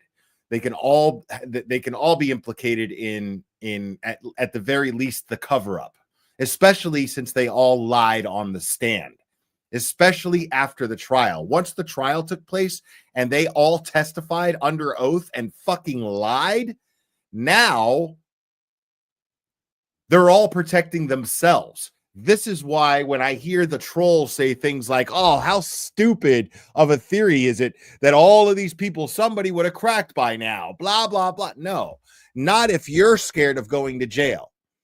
If you're scared of going to jail, you're not going to crack for shit.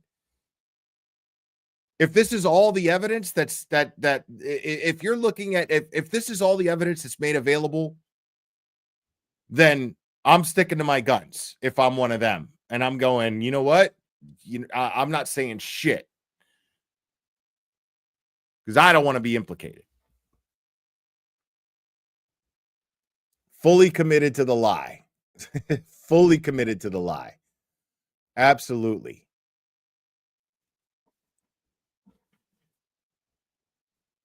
And they're defiant and cocky about it. Right. Because they know that the Commonwealth is looking out for them. They have connections. They have deep connections.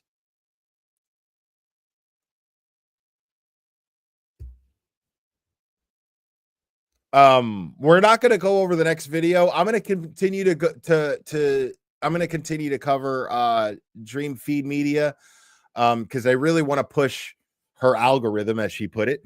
I really want to push her channel as best as I can. I really want to help her out.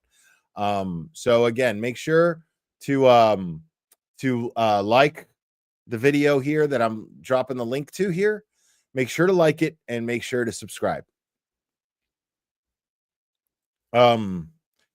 Now give me 1 second here.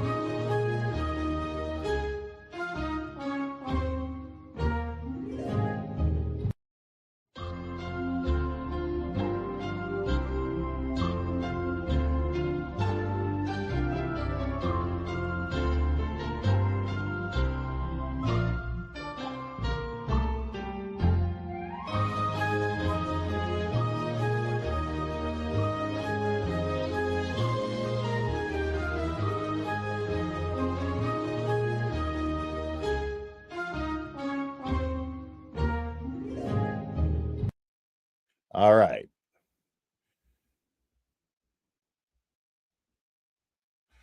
All right, I'll take a phone call or two.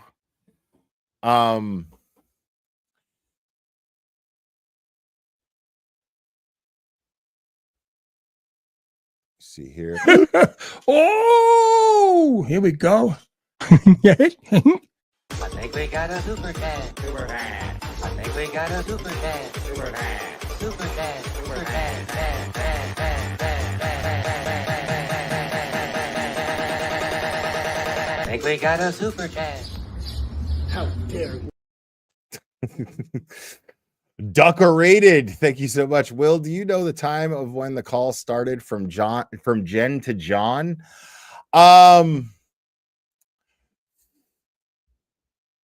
I don't know the exact time. God, I've gone over it so many times, and I don't even know. I would have to look at the call logs, and I got to pull up Sleuthy's spreadsheet to do that, which I'm not going to do right now. I'm just going to take phone calls at the moment.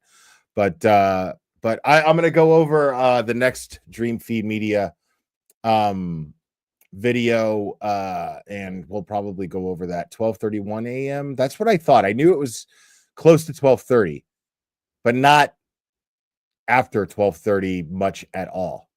I wish Higgins would call. Man, that would be great.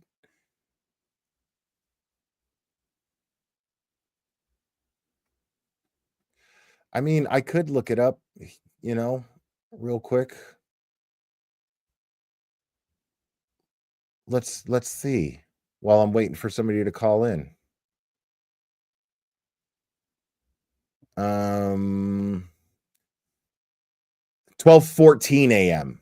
is the first call to from John. John called her at 12:14 a.m. That's when they started. Okay. Does that answer your question? Okay. Wow, nobody wants to call in? Crazy.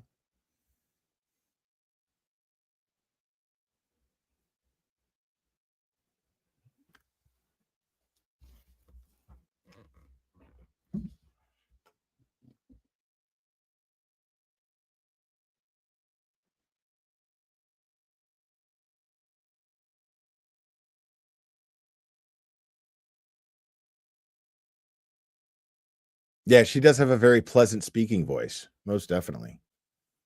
Yeah, right. Chunky. Blair, could you please plug Aussie Insiders live stream at 8 Eastern?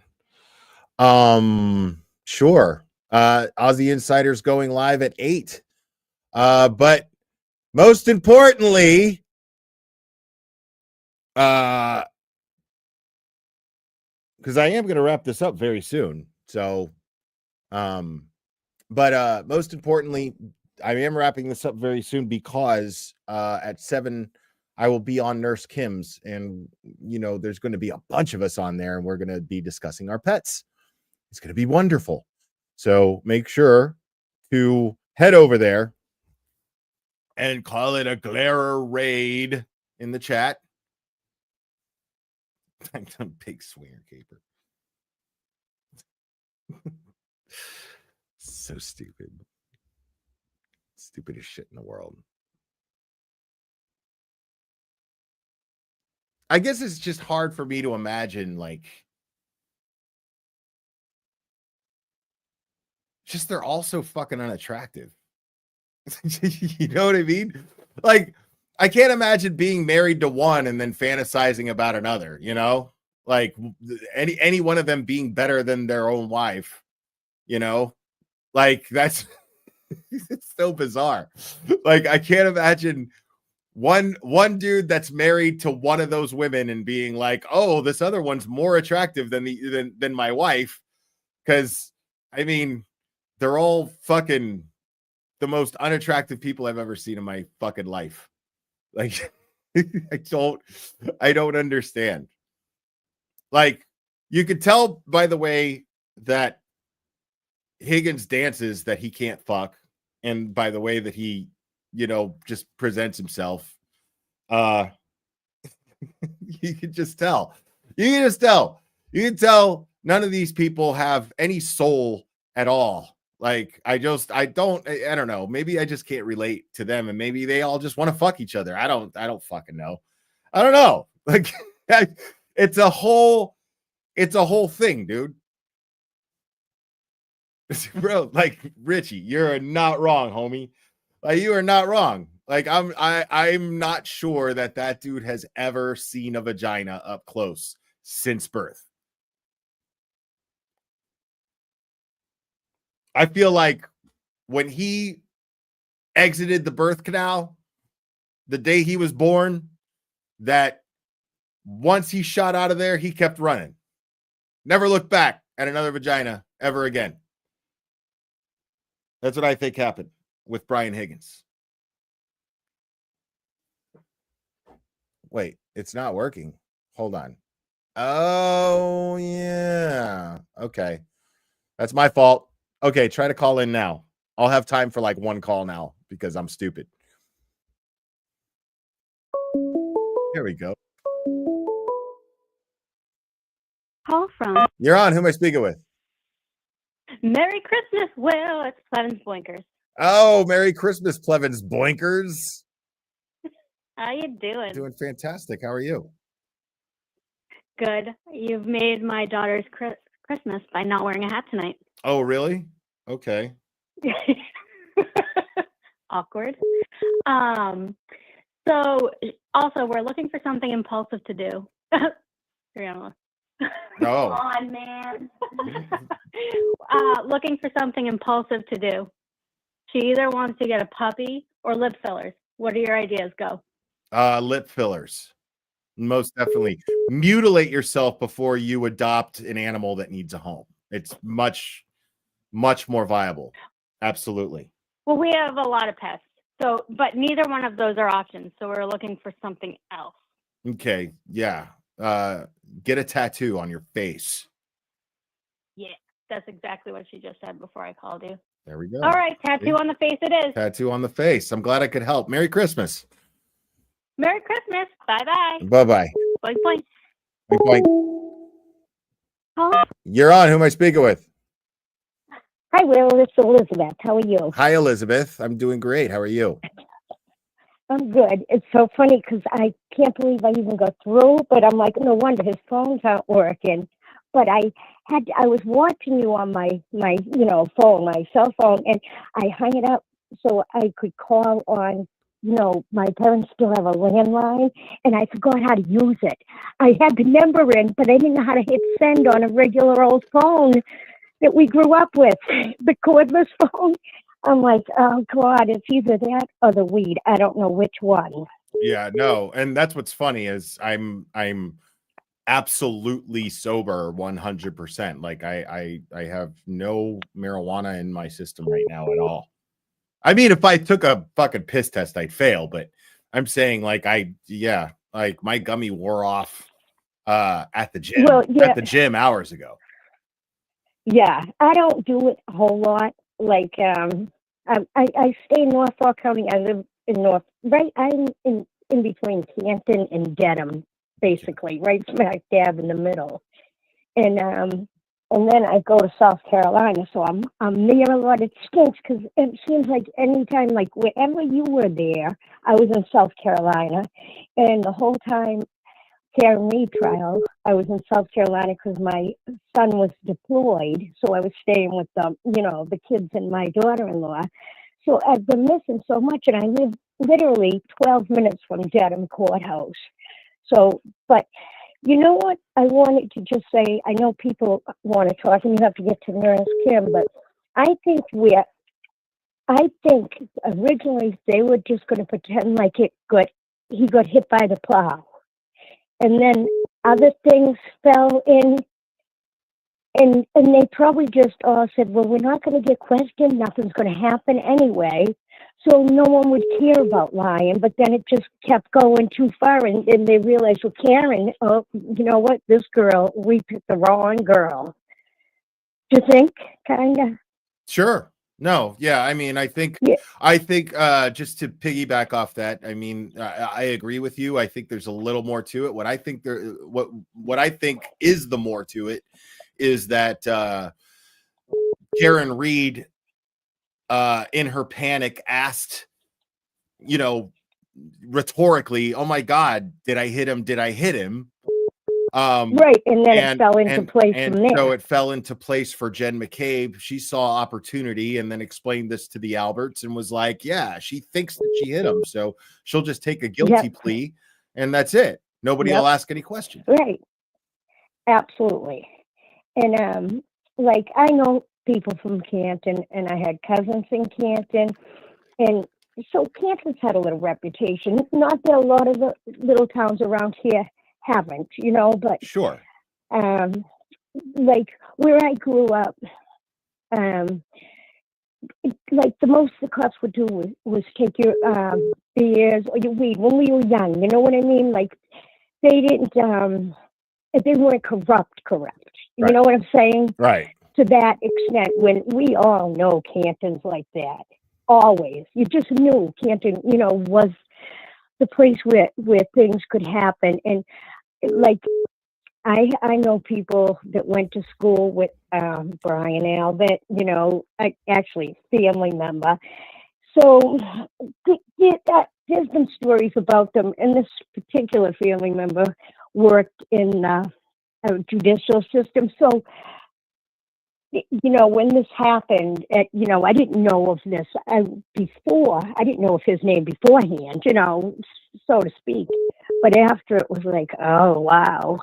Which I can't say too much because my cousin would, oh God, if he was ever listening, he might be. But it's just that much that you don't want to get involved with them, and don't. You know what I mean? You just bad things happen. Right. It's really, it sounds really crazy, but bad things happen sometimes in certain places around here. Like it used to be in Southie a long time ago, and Brian used to go to Southie. I think Canton is the Massachusetts version. Canton is the Massachusetts version. When it comes to the Alberts and the McCabe's, and the law enforcement that takes place around there, that's the law enforcement within that family is what we like to call in the South good old boy bullshit. Right. And that's what's going on there. A bunch of good old bullshit. Absolutely. Somebody's and they cousin is kind somebody's cousin is this yes, person's elected official. Blah blah blah blah blah blah. Blah. Yeah. All that bullshit. absolutely. And it's Right. almost like they kind of took over for Whitey and Salty in a weird, like, lower level, if you know what I'm talking about. Sure. Well, because Like, think shit about was it, like if you think about it, like Whitey Bulger had a bunch of operations, and once Whitey Bulger disappears, then those operations are up for the taking. And I'm sure that absolutely. those operations got spread out amongst a bunch of lower level criminals who just took over little Right. little operations, and they were happy with their one Yes. or two little operations. And I think that Correct. the Alberts probably had some way of getting a hold of one or two of those operations. Right. And they took over. I know in Canton there was a lot of bookmaking there. You know, they Sure. took over for the bookie so just little things, but they carry a lot of weight sometimes. You know what I'm saying? Especially when someone like Whitey and his people are gone. So, you know, it paved the way for a few little corrupt places from the South Shore to the North Shore, you know, to Worcester area, and then, you know, probably down the Cape or something. They all have their little corrupt family, so to speak, you know, sick, twisted people. Sure. It's the way it goes around here. It really does. Right. Yeah. But you know what? I don't want to keep you. I'm a member. And I really, really, really enjoy you. And I'm, you know, sorry the other stuff that happened, but you know, with Mike. But I'm not surprised. But Yeah. Today we're today is Sanctuary Day. We don't talk about that today. Today's okay, all right, good enough. I'm glad because there's too much. You know, everything's got to be, you know, focused. And I'm today gonna in the YouTube community, what Nurse Kim's stream is going to be is the equivalent to a graveyard or a church in the Highlander saga.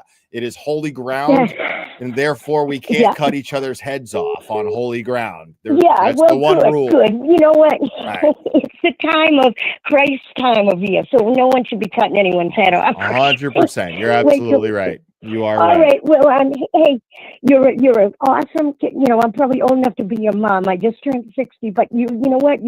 I would be proud to call you my son, and I'm sure any person would be proud to call you their dad. You're a really stand-up, great guy, and I am really glad I found you out here. You're a breath of fresh air. That's so sweet. Keep being you. Thank you so much. All right, and Mary, and I think I'm going to meet you yet if you come back to Boston. Oh, I'll be back there because I'm going to be here. Oh, I'll be back. You there. remember me, Liz. I will definitely talk to you. Will do, all right, Liz. bye, hon. Merry Christmas. Merry Christmas Bye-bye. to you too. Bye-bye.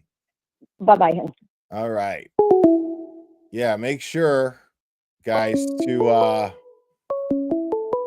head over to like chat, and that's where I'll be. Okay. Oh, I got there too late. I'll take one more call and then I got to get out of here. You're on. Who am I speaking with? Dina. Oh my God, Dina made it through. How we doing, Dina? Galera, my favorite. Hi.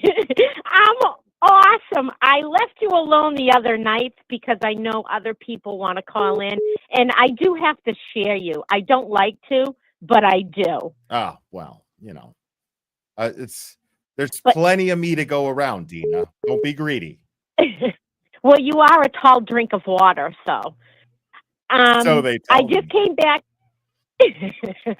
I just came back from finishing up the Christmas shopping. Everything's wrapped, and I came in, and there your beautiful faces on the TV, and I'm like, I had to jump in. I love it. I'm glad you did. How's your? And I like everything's falling into place for you and your loved ones for Christmas. Everything's going good. You think you're gonna have a really good one coming through? I already had a good Christmas because you know where I went, Glera? I'm 33 pounds down at the gym. Tomorrow I start work great, at the doesn't gym. it? Doesn't it feel great? Yes. Because, dude, like, I can see my abs. Now, I don't have the ripped six-pack that I'm working at, but the fact that I could see it happening is like, holy shit, dude. I'm almost a half a century old, and I'm like on the cusp of looking like I did when I was 25. It's fucking crazy. It's crazy. So, and you're starting a new job at the gym tomorrow, you said? Yeah. Okay. They hired me at the gym to work there full time. What are you doing in the front desk? Yep, I'm going to end up, they're going to train me to manage the place. But that's awesome. I'm down from a 57-year-old woman that looks like I had a keg for a stomach. I'm down to a 30-pack now. Dude, look at that. I love it. I know. I probably won't ever get the 6-pack, but I got a 30. But I treated myself because I know you're not coming to Boston anytime soon, probably. So I landed at the piercing place yesterday. Okay. So that was my treat to myself because I remember before in one of our conversations, am I going to regret asking you what you got pierced? Well, you know what I got pierced, to both of them. Oh, God. Okay. But good that for was you, though. my treat to myself. Did it hurt? Exactly. A little, one did, not the other. Okay. The second one didn't hurt as bad as the first one, is what you're saying? Right. Yeah. Because you already kind of you knew what to expect the second time around. Because I used to as a body piercer, when I was a body piercer, like it's crazy because that is the most painful thing that a guy could get pierced easily. Never once had a guy not almost pass out when I pierced there. And really? Yeah. And even there was a guy from and again, Alf, another story about Alf comes through. Alf was hanging out at the tattoo shop one day, right? And I had this guy just got home from Iraq, got through watching. I mean, he saw action and he wasn't telling me a lot about it, but he saw action, meaning he saw people die, probably had to kill people, all kinds of shit. And here's this guy, I stick fucking needles through his nipples and he fucking turns white and passes the fuck out, right? Turns white, passes out. And I'm like, Alf, because I was weak at the time and Alf, he worked out a lot. And I was like, Alf, help. And I had to pick him up. I couldn't carry him. You know, he was a big guy. He was like, the guy was like fucking special forces and shit. I was like, Alf, help. And Alf came into my booth and fucking helped me pick him up. And we laid him on the couch. And then, you know, he woke up. I gave him a piece of bubble gum from the machine so he get some sugar and, you know, smelling salts and all that shit. Oh my God. Yeah. But women are like, whatever, you know. Well, I had a really cool dude do it. He's been doing it for 30-something years. And he was like, he goes, oh, you're going to come back for more. He goes, I can already tell by you. I was laughing. It was my treat to myself. So. Yep. I wish it was you that did it, but, you know, I'm not going to hold you to that. So you don't have to do that. Well, I know, but I would have set it up so that would have been a good fundraiser. And I would have Googled nearest tattoo shop best reviews for you. But I wanted to call and just say, because we're nearing the end of this year and another year of going through all this, and I love you, Glera, in a restraining order kind of way. But you do so much for us, and I loved how you defended Miss Shorty the other night. I know we're not talking about it, but I just want to say I love how you defended that, and you're one of us. You're just the everyday kind. You're the people's people. And that's what I love about you. It's not like a crazy, wacky thing. It's just you inspire us. I love you and everyone else in the same way. I know exactly what you mean. I genuinely love you guys. Genuinely. Yeah. I mean, we're all misfits on Misfit fucking Island, and we just, we have good days and we get bad days, but it's always so nice when I can turn my computer on when I'm running around like a mad person, and there's your beautiful face for us to see, and what you say is just from the heart, and I love you for that. Oh, look, and speaking of beautiful faces, look at him. Come here, baby boy. Thank you, Dina. Thank you. Look at Clubber. Yeah, he's a sweet boy. You have a beautiful year, Christmas, a year, and just take care of yourself because Boston loves you and we need you. And to everybody else, Merry Christmas and Happy Holidays. Stay safe and don't drink and drive, everybody. Don't drink and drive, even if you think you can handle it. Yeah. If you're in Massachusetts, send me a message if you're stuck somewhere. I'll come get you wherever you are. There you go. Look at that. What a community. Thank you, Dina. You're amazing. We love you, All Dina. right, Will. Take care. Love you too. All Bye. right. Bye. Dina.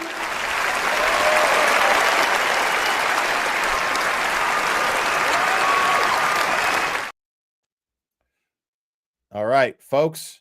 I am wrapping this one up. I'm probably going to jump on to Nurse Kim's just a couple of minutes late because I want to get settled in. I'm not going to be streaming from down here because if I bring Drago down here, that's gonna, maybe I will. Maybe I'll just try to hold him and keep him on my but then you won't be able to see Clever very much. So I'm gonna figure it out and stream it from my room. But yeah, make sure to head over to Nurse Kim's. This is the link, guys. When you get over there, make sure to type in Glare Raid in the chat. Let her know that y'all came from over here. Make sure to hit the like. Even if you can't attend, just click on it real quick and hit the like. Do that for Nurse Kim because we love Nurse Kim. Nurse Kim is amazing. She's wonderful, beautiful person. But guys, that's it for me, man. Lola, the good dog. Oh my God, Lola, no. Oh, here we go. Yeah. I think we got a super dad. Super dad. I think we got a super dad. Super dad. Super dad. Super dad. Dad. Dad. Dad. Dad. Dad. I think we got a super dad. How dare you? Lola, the good dog. Thank you so much. Excited about the pet live stream. Maybe Chloe will call in to share her side of the story. I would love that. Joseph Kane gifted a membership. Thank you so much, Joseph Kane.